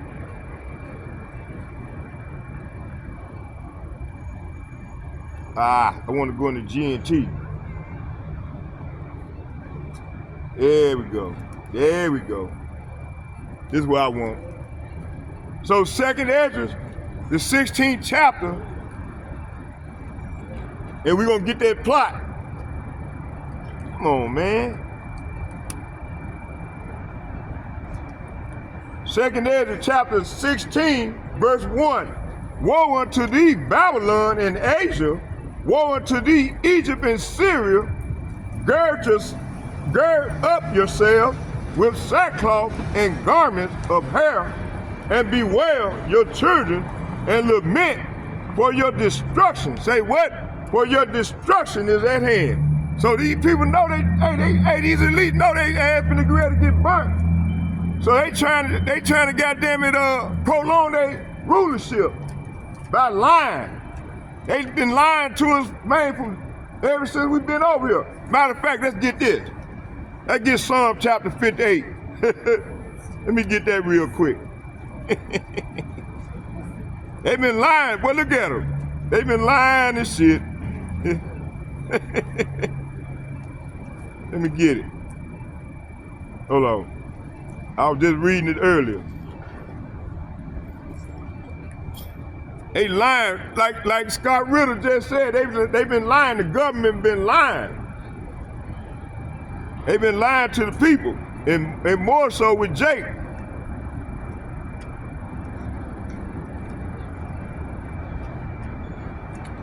I'm gonna start at 1. Then I'm gonna read to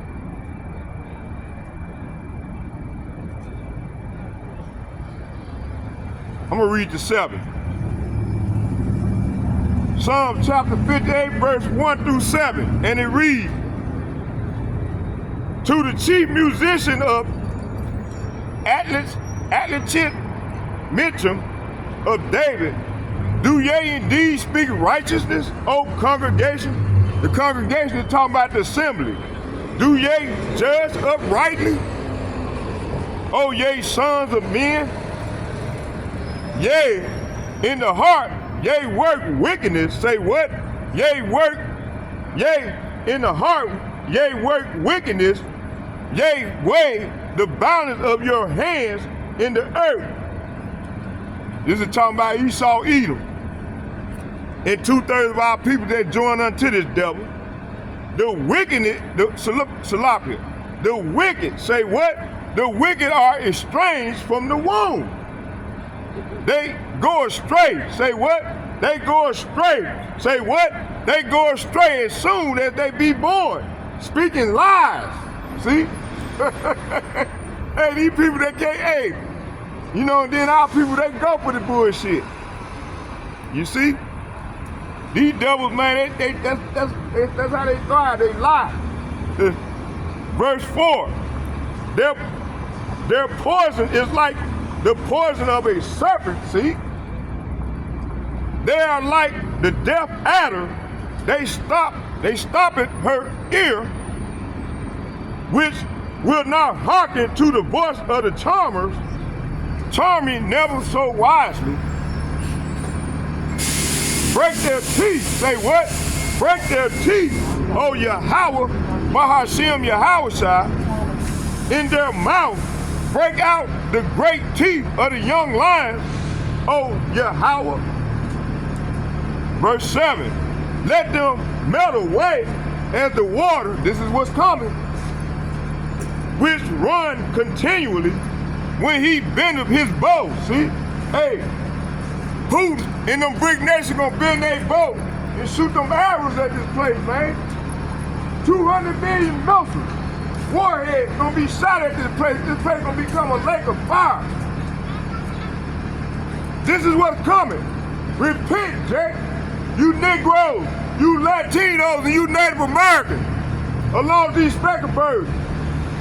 Hey, the kingdom of heaven is at hand. It's time to repent.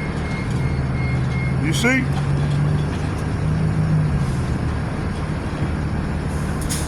So, let's go back. So the Lord's saying here, to be sung for the choir director, a song of David, to be sung to the tune which we singing right now. Do not destroy justice, do you rulers, see? Hey, they're talking about the rulers. Justice. Do you rulers, say what? Do you rulers know the meaning of the word? Do you judge the people fairly? Say what? Do you judge the people fairly? Do you plot? Say what? Do you plot? Say what? Do you plot injustice in your hearts? You spread violence throughout the land, see? Hey, this is what this man be doing. These wicked people are born sinners, see? Even from birth, they have lied and gone their own way. For Salapia, they spit venom like Salapia. They spit venom like deadly snakes. They are like cobras. Say what? They are like cobras that refuse to listen. Hey, like Scott Ritter said, man, Joe Biden, man, he didn't want to listen. You know, you had these generals, all these upper people that was in the military telling him Hey man, you can't do that. He finna ready sign that law for them to to shoot them missiles further off into Russia. And man, right now we would be burnt up. But hey, the Lord trying to get his elect. He's trying to gather the rest of his sheep. We almost there. That's why you can tell the way the thing's going. You see? Let me keep it moving.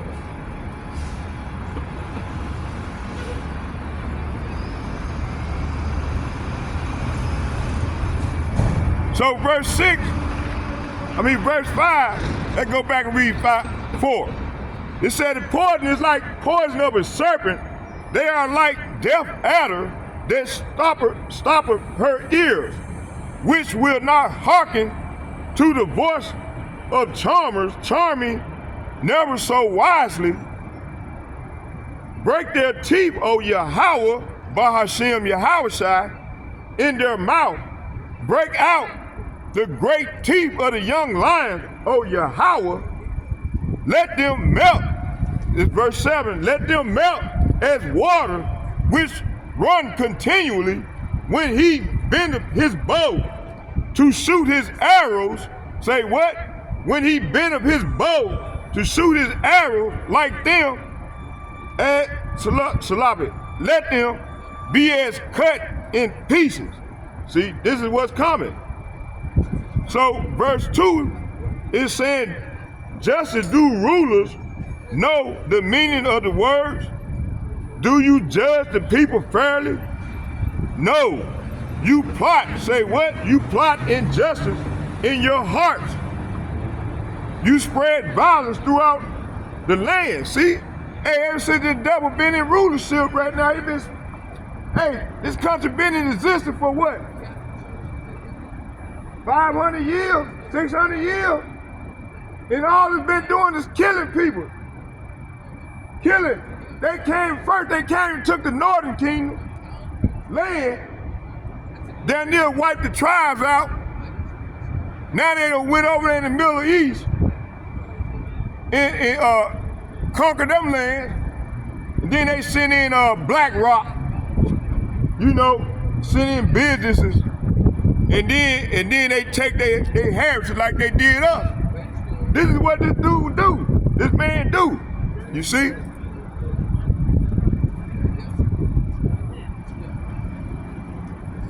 Let me keep it moving.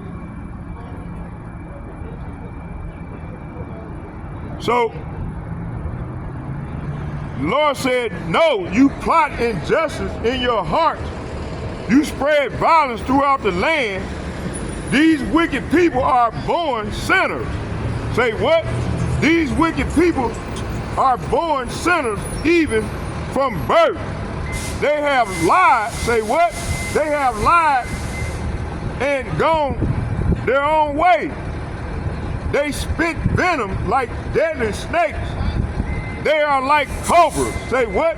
They are like cobras that refuse to listen, ignoring the tune of the snake charmer, no matter how skillfully they play.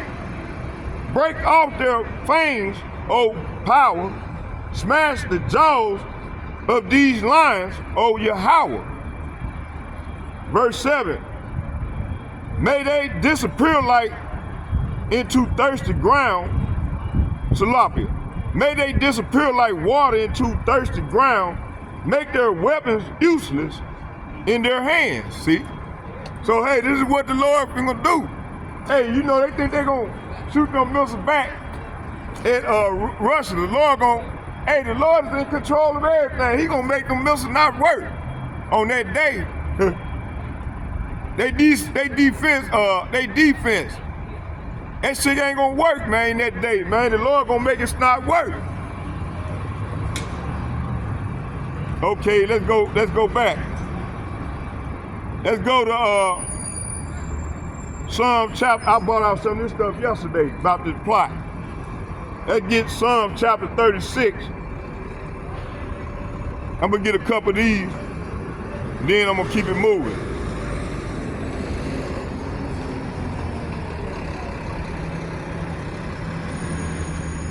Psalm chapter 36, verse 4.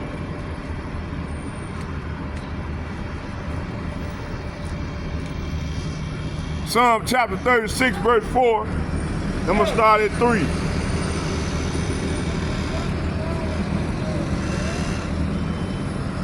Student drivers.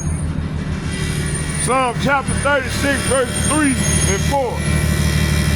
And it reads, the words of his mouth are iniquity and deceit. He have left off to be wise and to do good. So the Lord said everything they said is crooked. See, everything said the government said is crooked. Let's read it again. Matter of fact, let's start at 2. Psalm chapter 36, verse 2. And it reads, for he flattered himself in his own eyes. Talking about the devil that the Bible speaks of. He flattered himself in his own eyes until his iniquity be found to be hateful. See? Verse 3. The words of his mouth are iniquity and deceit. He have left off to be wise and to do good. He devised mischief upon his bed. He set up himself in a way that is not good. He abhorred not evil. So verse 2 is saying, in their blind conceit, they cannot see how wicked they really are. Everything they say is crooked. Say what? Everything they say is crooked and deceitful. They refuse to act wisely or do good. They lie awake at night, hatching sinful plots. Their actions are never good. They make no attempts to turn from evil, see? Hey, this is the devil. But hey, y'all love him. Y'all, hey, the people that's not into the truth, man, they love this devil. Let's get, I'm gonna get one more. You know what, I want to do something. Hold on, this is what I'm finna do. I had some stuff already going.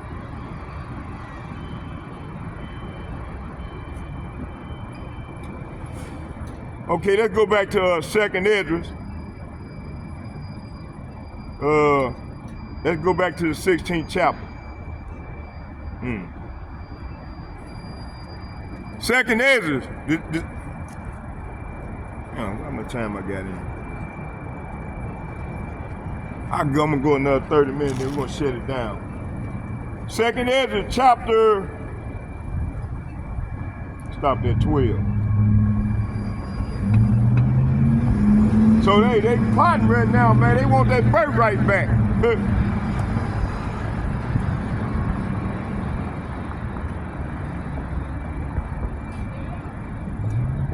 What was it?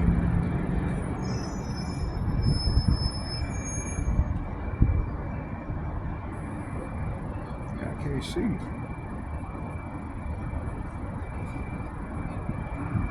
Oh, okay. Yahweh Ba'ashem, Yahweh shall threaten, and who shall not be utterly broken in pieces?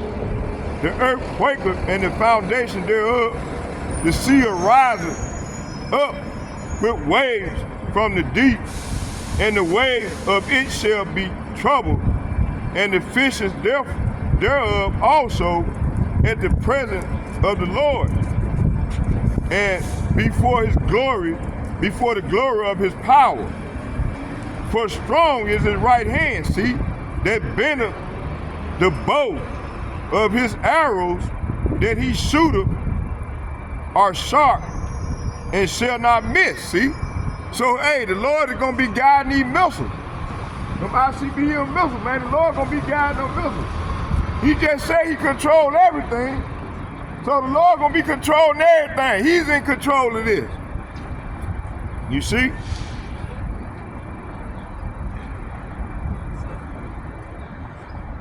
Let's go into this, let's look up this word archer.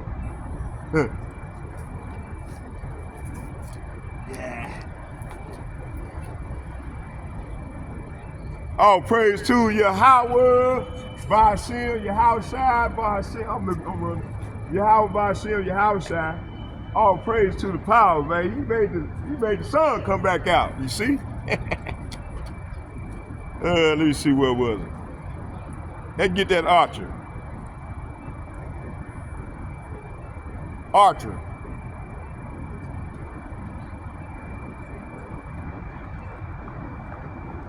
Archer in the Hebrew.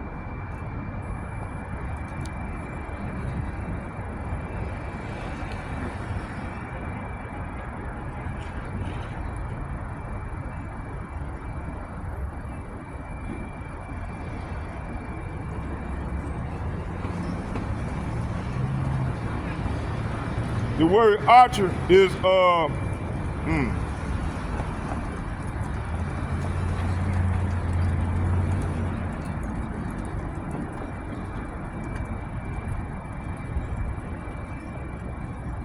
ain't getting it to me. Oh, here you go. Strong is archer, and archer is Rob. Rob. Strong 7228. Let's go there.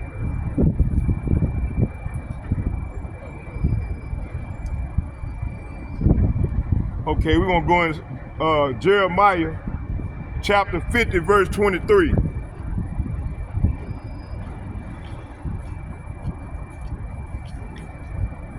Okay.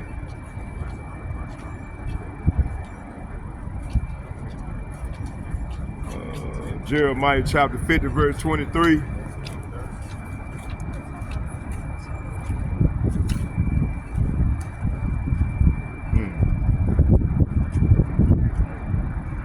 Actually, we're going to start Jeremiah chapter 49. Let's get Jeremiah chapter 49, verse 7. I'm going to go into Jeremiah chapter 39, verse 49, verse 7. And I'm going to go into Jeremiah 50, verse 29. And if it's the Lord will, I'm going to get Job chapter 16, verse 13. So let's go. I'll just finish my other lesson for tomorrow when I go there back to my spot.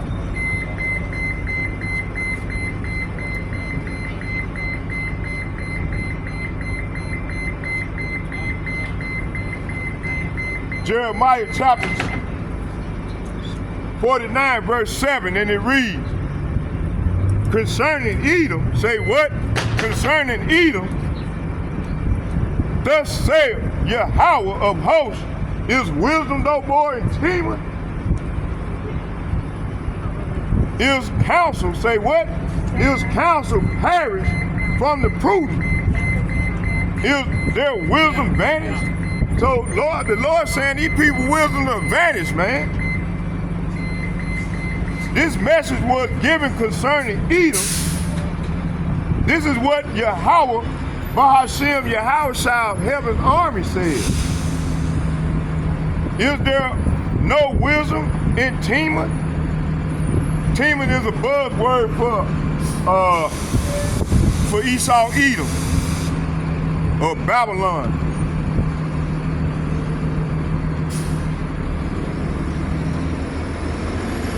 There's no one left to give wise counsel. So the Lord saying these leaders, man, is there any more to give wise counsel? They almost started a nuclear holocaust last week with Putin. You see? Hey, but the Lord is in control of all. He's controlling everything, you see? All praise to the Lord. You let the sun come back out on you. He said, son, I want you to stay right there and get it in. Let's go. Let's go. Whoa, it's a lot of meat here. I might not be able to get but one of these. Let's get it anyway. Let's get Jeremiah chapter 25, verse 9. Jeremiah chapter 25, verse 9.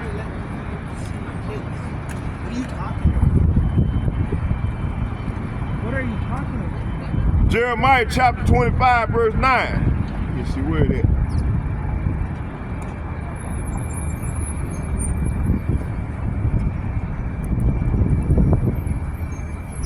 Down at the bottom, ain't it? Yeah, here we go. And it reads 25, 9 and 21. Jeremiah chapter 25, verse 9 and 21. And it reads, behold, I will send and take all the families of the north, saith Yahweh, and Nebuchadnezzar and the king of Babylon, my servant, and will bring them against this land, and against the inhabitants thereof, and against all the nations round about. And I will utterly destroy them, and make them an astonishment, and a hissing, and a perpetual desolation. Hey, this is talking about America. Babylon, spiritual Babylon. Spiritual Egypt, Sodom and Gomorrah. So the Lord saying here, I will gather together all the armies of the north under King Nebuchadnezzar of Babylon, whom I have appointed as my deputy, and I will bring the land of his people against the surrounding nations. I will completely destroy you and make you an object of horror and contempt and a ruin forever. See? Hey, this is what's coming for putting their hand on the children of Israel, which consists of the Negroes, the Latinos, the Native Americans, along with these speckled birds, you see? That get 21.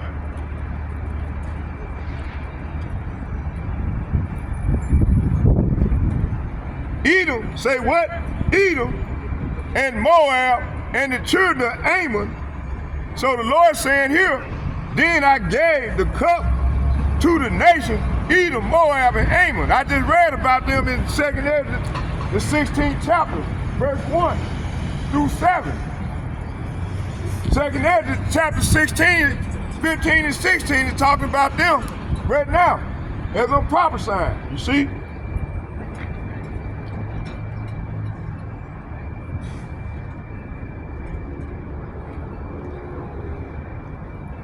Genesis chapter 25, verse 30. And it reads, and Esau, I'm gonna start at 29. Jacob saw Potish, and Esau came from the field, and he was faint. So, verse 29, Genesis 25, 29 is saying, one day when Jacob was cooking some stew, Esau arrived home from the wilderness exhausted and hungry. Verse 30, and Esau said to Jacob, feed me, I pray thee, with that same red pottage, for I am faint. Say what? For I am faint. Therefore was his name called Edom, see? So that's how they got their name. And, hey, they ain't white, they red. You see? They are red. They are red. You see? So, verse 30 is saying, Esau said to Jacob, his brother, I am starved, give me some of that red stew. This is how Esau got his other name, Edom. Say what? This is how Esau got his other name, Edom.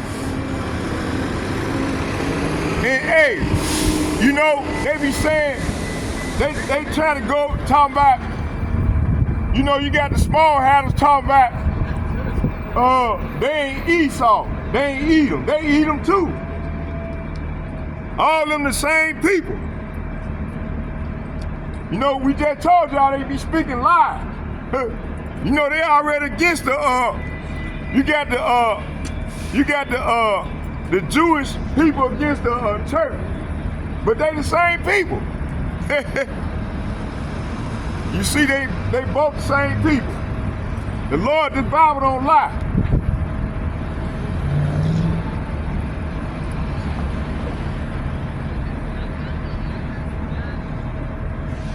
Okay.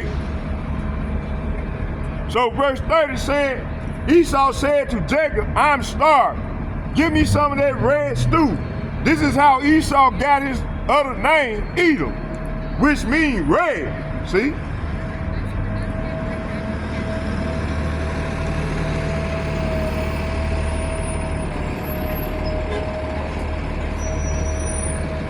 Let's go back. Let's get Genesis chapter 27, verse 41. Hey, Genesis chapter 27, verse 31, and it reads, hold on.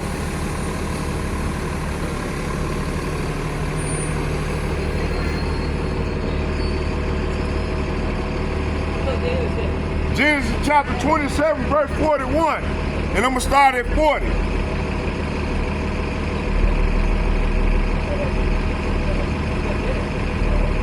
And it reads,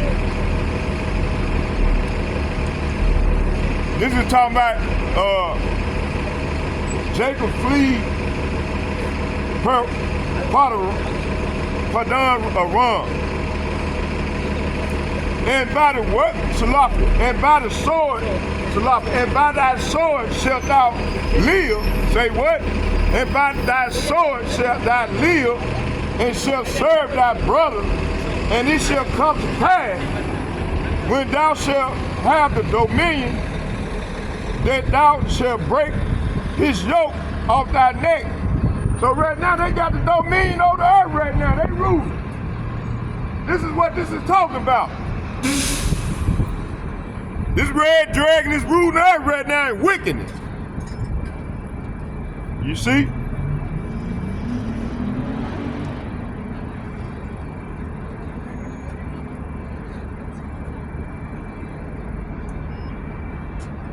It said, verse 40 said, you will live by the sword. Say what? You will live by the sword, and you will serve your brother.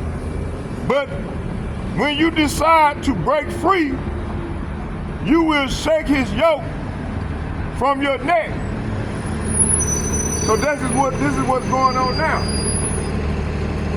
Verse 41. And Esau hated Jacob. Say what? And Esau hated Jacob because of the blessing wherewith his father blessed him. And Esau said in his heart, say what? Esau said in his heart, the day of mourning of my father are at hand, then will I slay my brother Jacob. So that's what's been going on ever since. That's why that's why this devil been killing us, man, the way he been doing. You see? So, verse 41 is saying, from that time Esau hated Jacob because their father had given Jacob the blessing. And Esau began to scheme. Say what? Esau began to scheme. Say what? Esau began to scheme. I will soon be mourning my father's death. Then I will kill my brother Jacob. See? That's what's going on.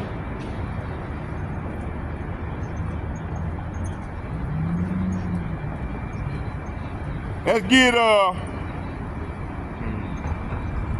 Numbers chapter 14, verse 21.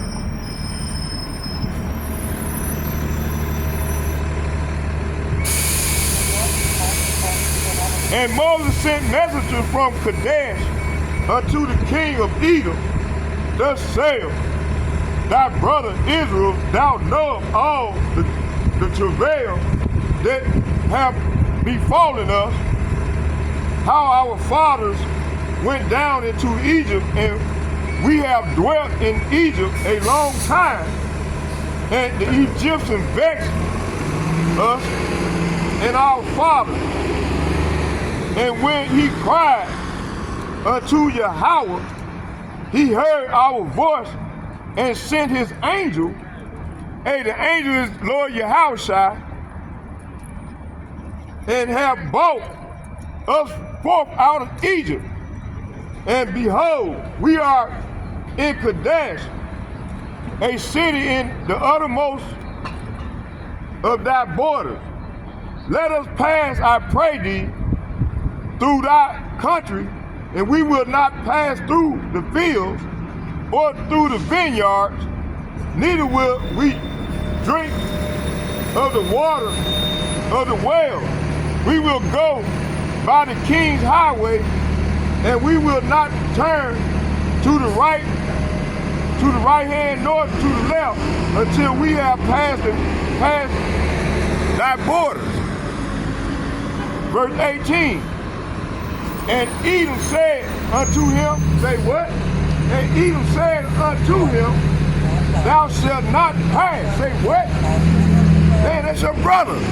You see? Edom said, say what? Edom said, thou shalt not pass by me, lest I come out against thee with the sword. See? And the children of Israel said unto him, we will go by the highway, and if my cattle drink, he said, and if I and my cattle drink of thy water, then I will pay for it. I will only, without doing anything else, go through on my feet. And he said, thou shalt not go through. And Edom came out against him with much people and with a strong hand, see? And 21, thus Edom refused to give Israel passage through his border, wherefore Israel turned away from him. Verse 22, and the children of Israel, even the whole congregation, journeyed from Kadesh and came unto Mount Horeb. Mount Horeb. So that's why that feud been going on ever since that day, man. That was over 6,000 years ago. Read about roughly 6,000 years. So that feud been going on ever since. This dude been had a perpetual hatred for us ever since that day. And see what they do is they hide under different nationalities and shit. You know, you gotta keep in mind this devil is a lie. He's a liar. He lied. He come out of the womb. That's Psalm 58 verse 1, I think. One of them verses in the 58th chapter. He come out of the womb lying. You see?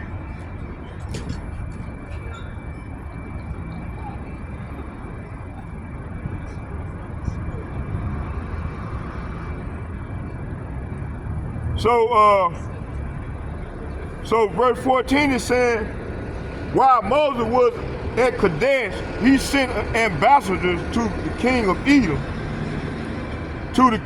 Edom, with this message. This is what the relatives of the people of Israel say. You know all the hardships we have been through. So he didn't give a shit. Right to this day, he don't give a shit. Our ancestors went down to Egypt, and we lived there a long time, and we and our ancestors were brutally mistreated by the Egyptians. But when we cried out to Yahweh Ba'ashem Yahushua, he heard us and sent an angel who brought us out of Egypt. Now we are camped at Kadesh, a town on the borders of your land. Please let us travel through your land. We will be careful not to go through your fields and vineyards. We won't even we won't even drink water from your wells. We will stay at the king's road and never leave it until we have passed through your territory. But the king of Edom said, stay out of my land, or I will meet you with an army. The Israelite answered, we will stay on the main road. If our livestock drink your water, we will pay for it. Just let us pass through your country. That's all we ask. But the king of Edom replied, stay out. You may not pass through our land. With that, he mobilized his army and marched out against them with an imposing force. Because Edom refused to allow Israel to pass through their country, Israel was forced to turn around. See? Hey, right to this day, man, them people got a perpetual hatred for us. But you got our people, man, they don't, Lord told us not never trust your enemies. But you got our people continue day after day. Continue to disobey a direct order from on high. And then we come down here and try to bring out the truth. Man, they look at us like we crazy. They got a case of Stockholm Syndrome. Look that word up.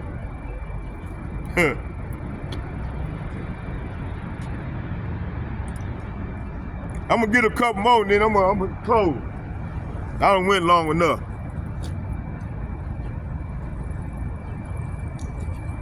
Yeah, get a couple more precepts.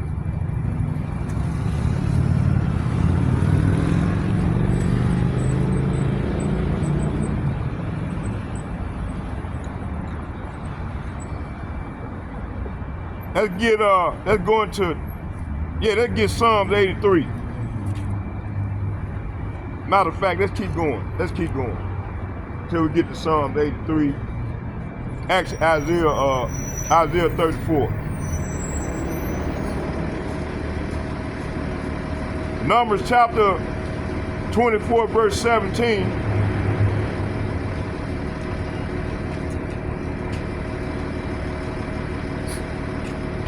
Numbers chapter 24, verse 17 and 18, and it reads, I shall see him, but now no, sloppy. I shall see him, but not now. I shall behold him, but not now. There shall come a star out of Jacob, and a scepter shall rise out of Israel, and shall smite the corners of Moab, and destroy all the children of Shet. Verse 18. And Edom shall be a possession, Seir also shall be a possession for his enemies, and Israel shall do valiantly.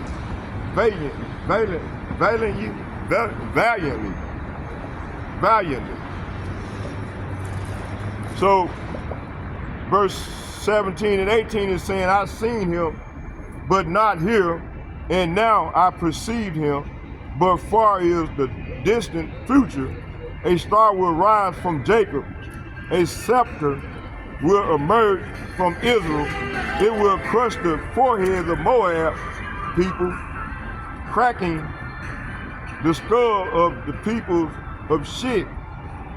Verse 18, Edom will be taken. Say what? Edom will be taken over, and Seir, its enemy, will be conquered, while Israel marches on in triumph. Hey, this is what's coming. I'm gonna get Psalms 83 and then I'm gonna close.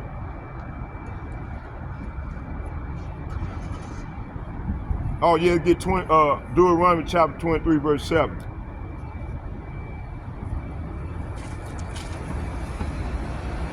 Deuteronomy chapter 23, verse 7.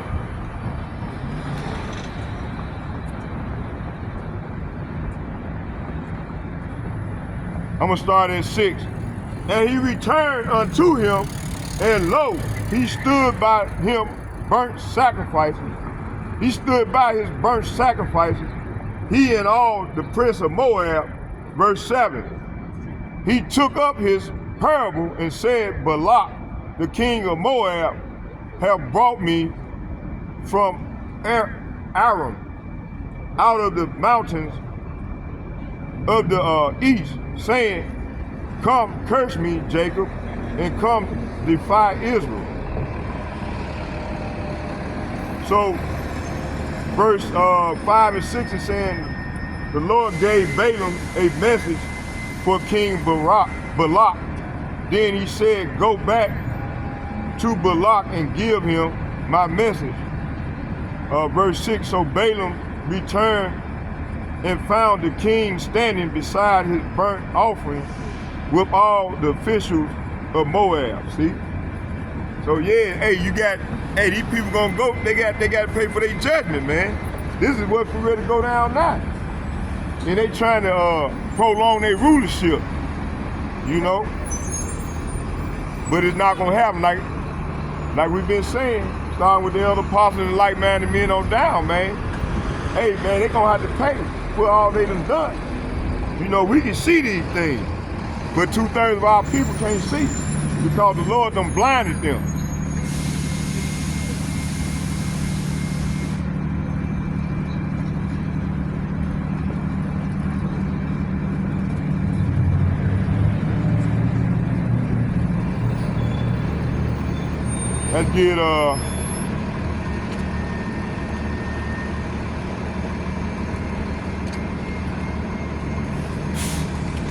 Let's get Psalms 83. Psalms 83. Psalms 83 verse, I'm gonna read from 4 to 10.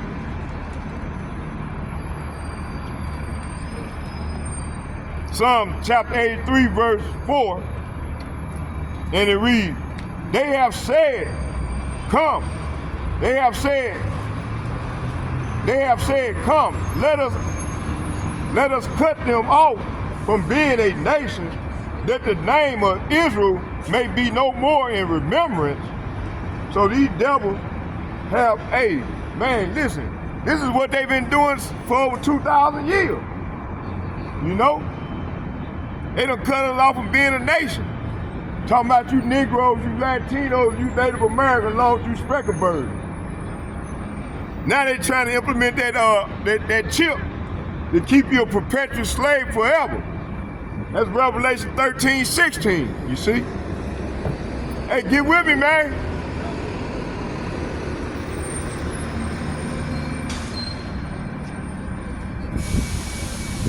So verse 4 is saying, come. They say, let us wipe out Israel. Say what? Let us wipe out Israel as a nation. We will destroy the very memory. See? Hey, they put that chip off in your head, they're gonna destroy your memory. They already tried it with the shot that see with the coronavirus shot. That's messing with your DNA, you see? And a lot of you people took that shit, man.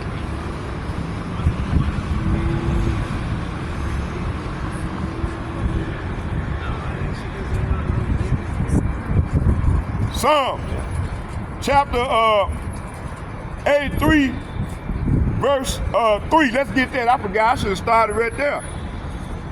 It said they have taken crafty counsel. Say what? They have taken crafty counsel against thy people and consulted against thy hidden ones. Who are the hidden ones? Talking about you Negroes, you Latinos, you Native Americans that's over here in America. Y'all are the Lord's hidden one. and they're spread throughout the four corners of the earth. Y'all are the hidden ones.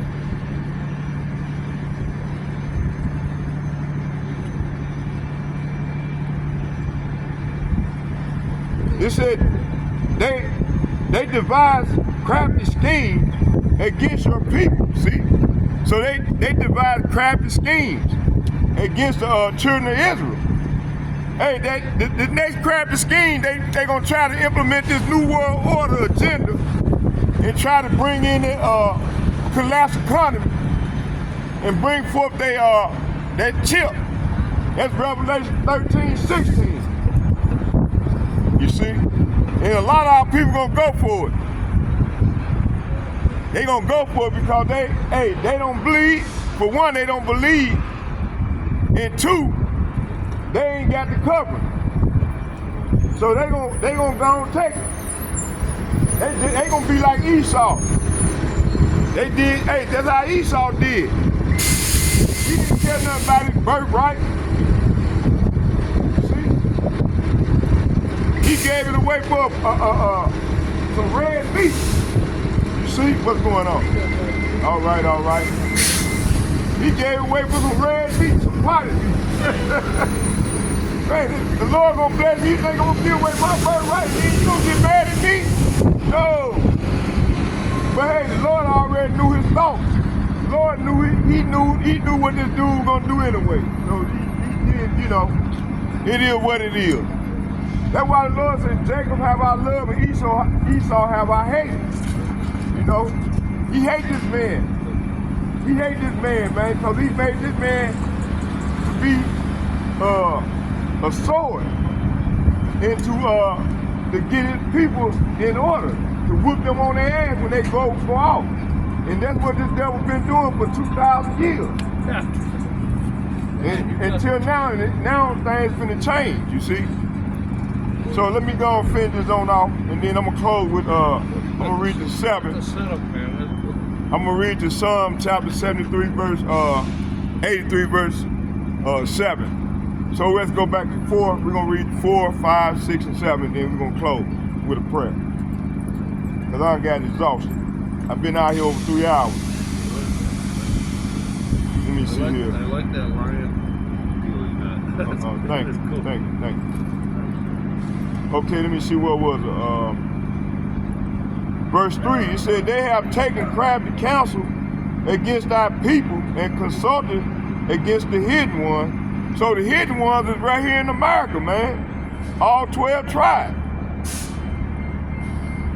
Which consists of you Negroes, you Latinos, and you Native Americans being oppressed.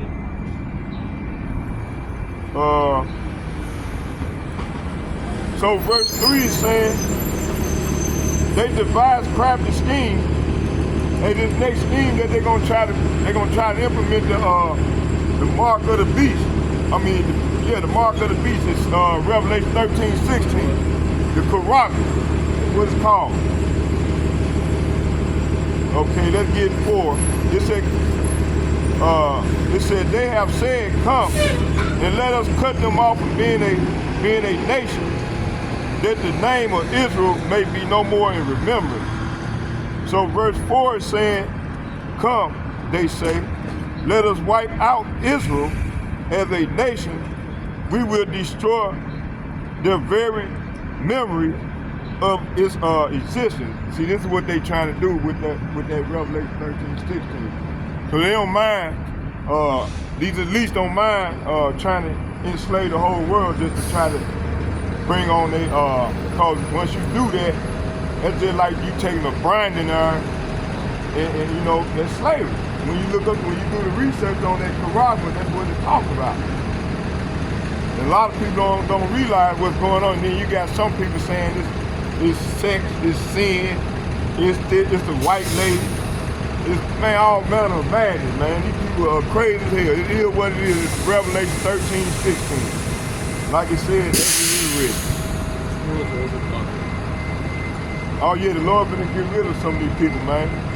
He finna get rid of 2/3 of the people that he don't want, and then he gonna get rid of 2/3 of his people, and 1/3 of the whole population as a whole of the heathen nation. That's written. It's in Revelation. I think it's the. He's talking about when he said he gonna get rid of a third of the people. He's gonna send them angels down. I call them spiritual hitmen down in there. You know, they holding back. They holding the earth together right now. You know, they holding back the wind of destruction right now. You know, get hit by a big asteroid or something. Huh? Get hit by a big asteroid. No, it's gonna be nuke. It's gonna be them nukes. That's why you're seeing all them UFO chariots.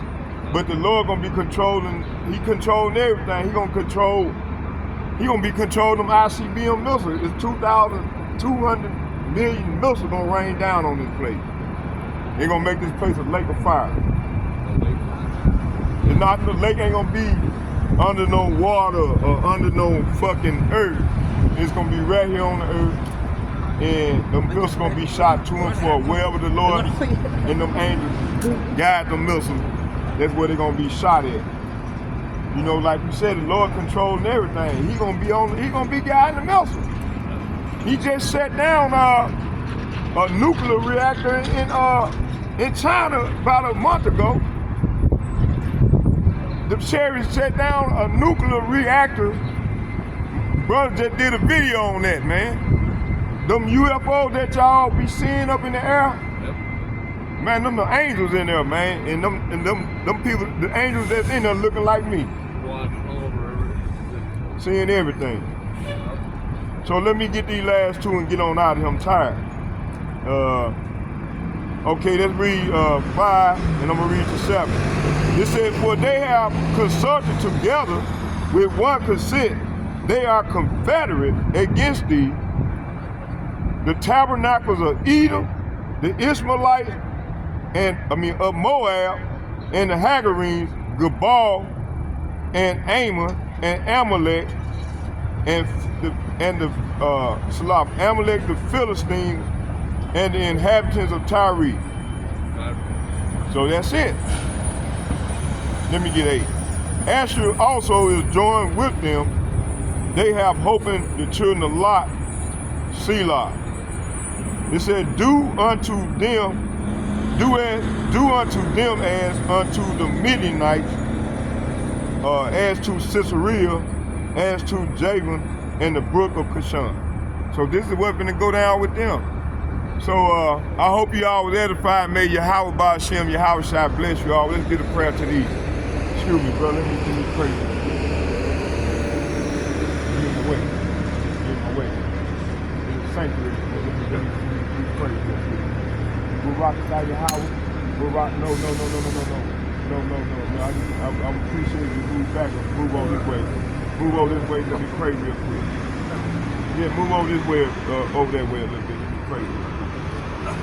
Move rock it out. Yeah, move over that way right there. Just a little bit. Move rock it out Yahweh. Move rock it out Yahweh Shai. Move rock it out Yahweh. Move rock it out Yahweh Shai. Call Lord Yahweh, Bahashem, Yahweh Shai, Bahashem, Yahweh. Thank you, Father, for the opportunity to sacrifice and repentance. In your name, I pray. And thank you. And hopefully tomorrow come out and do the same as this.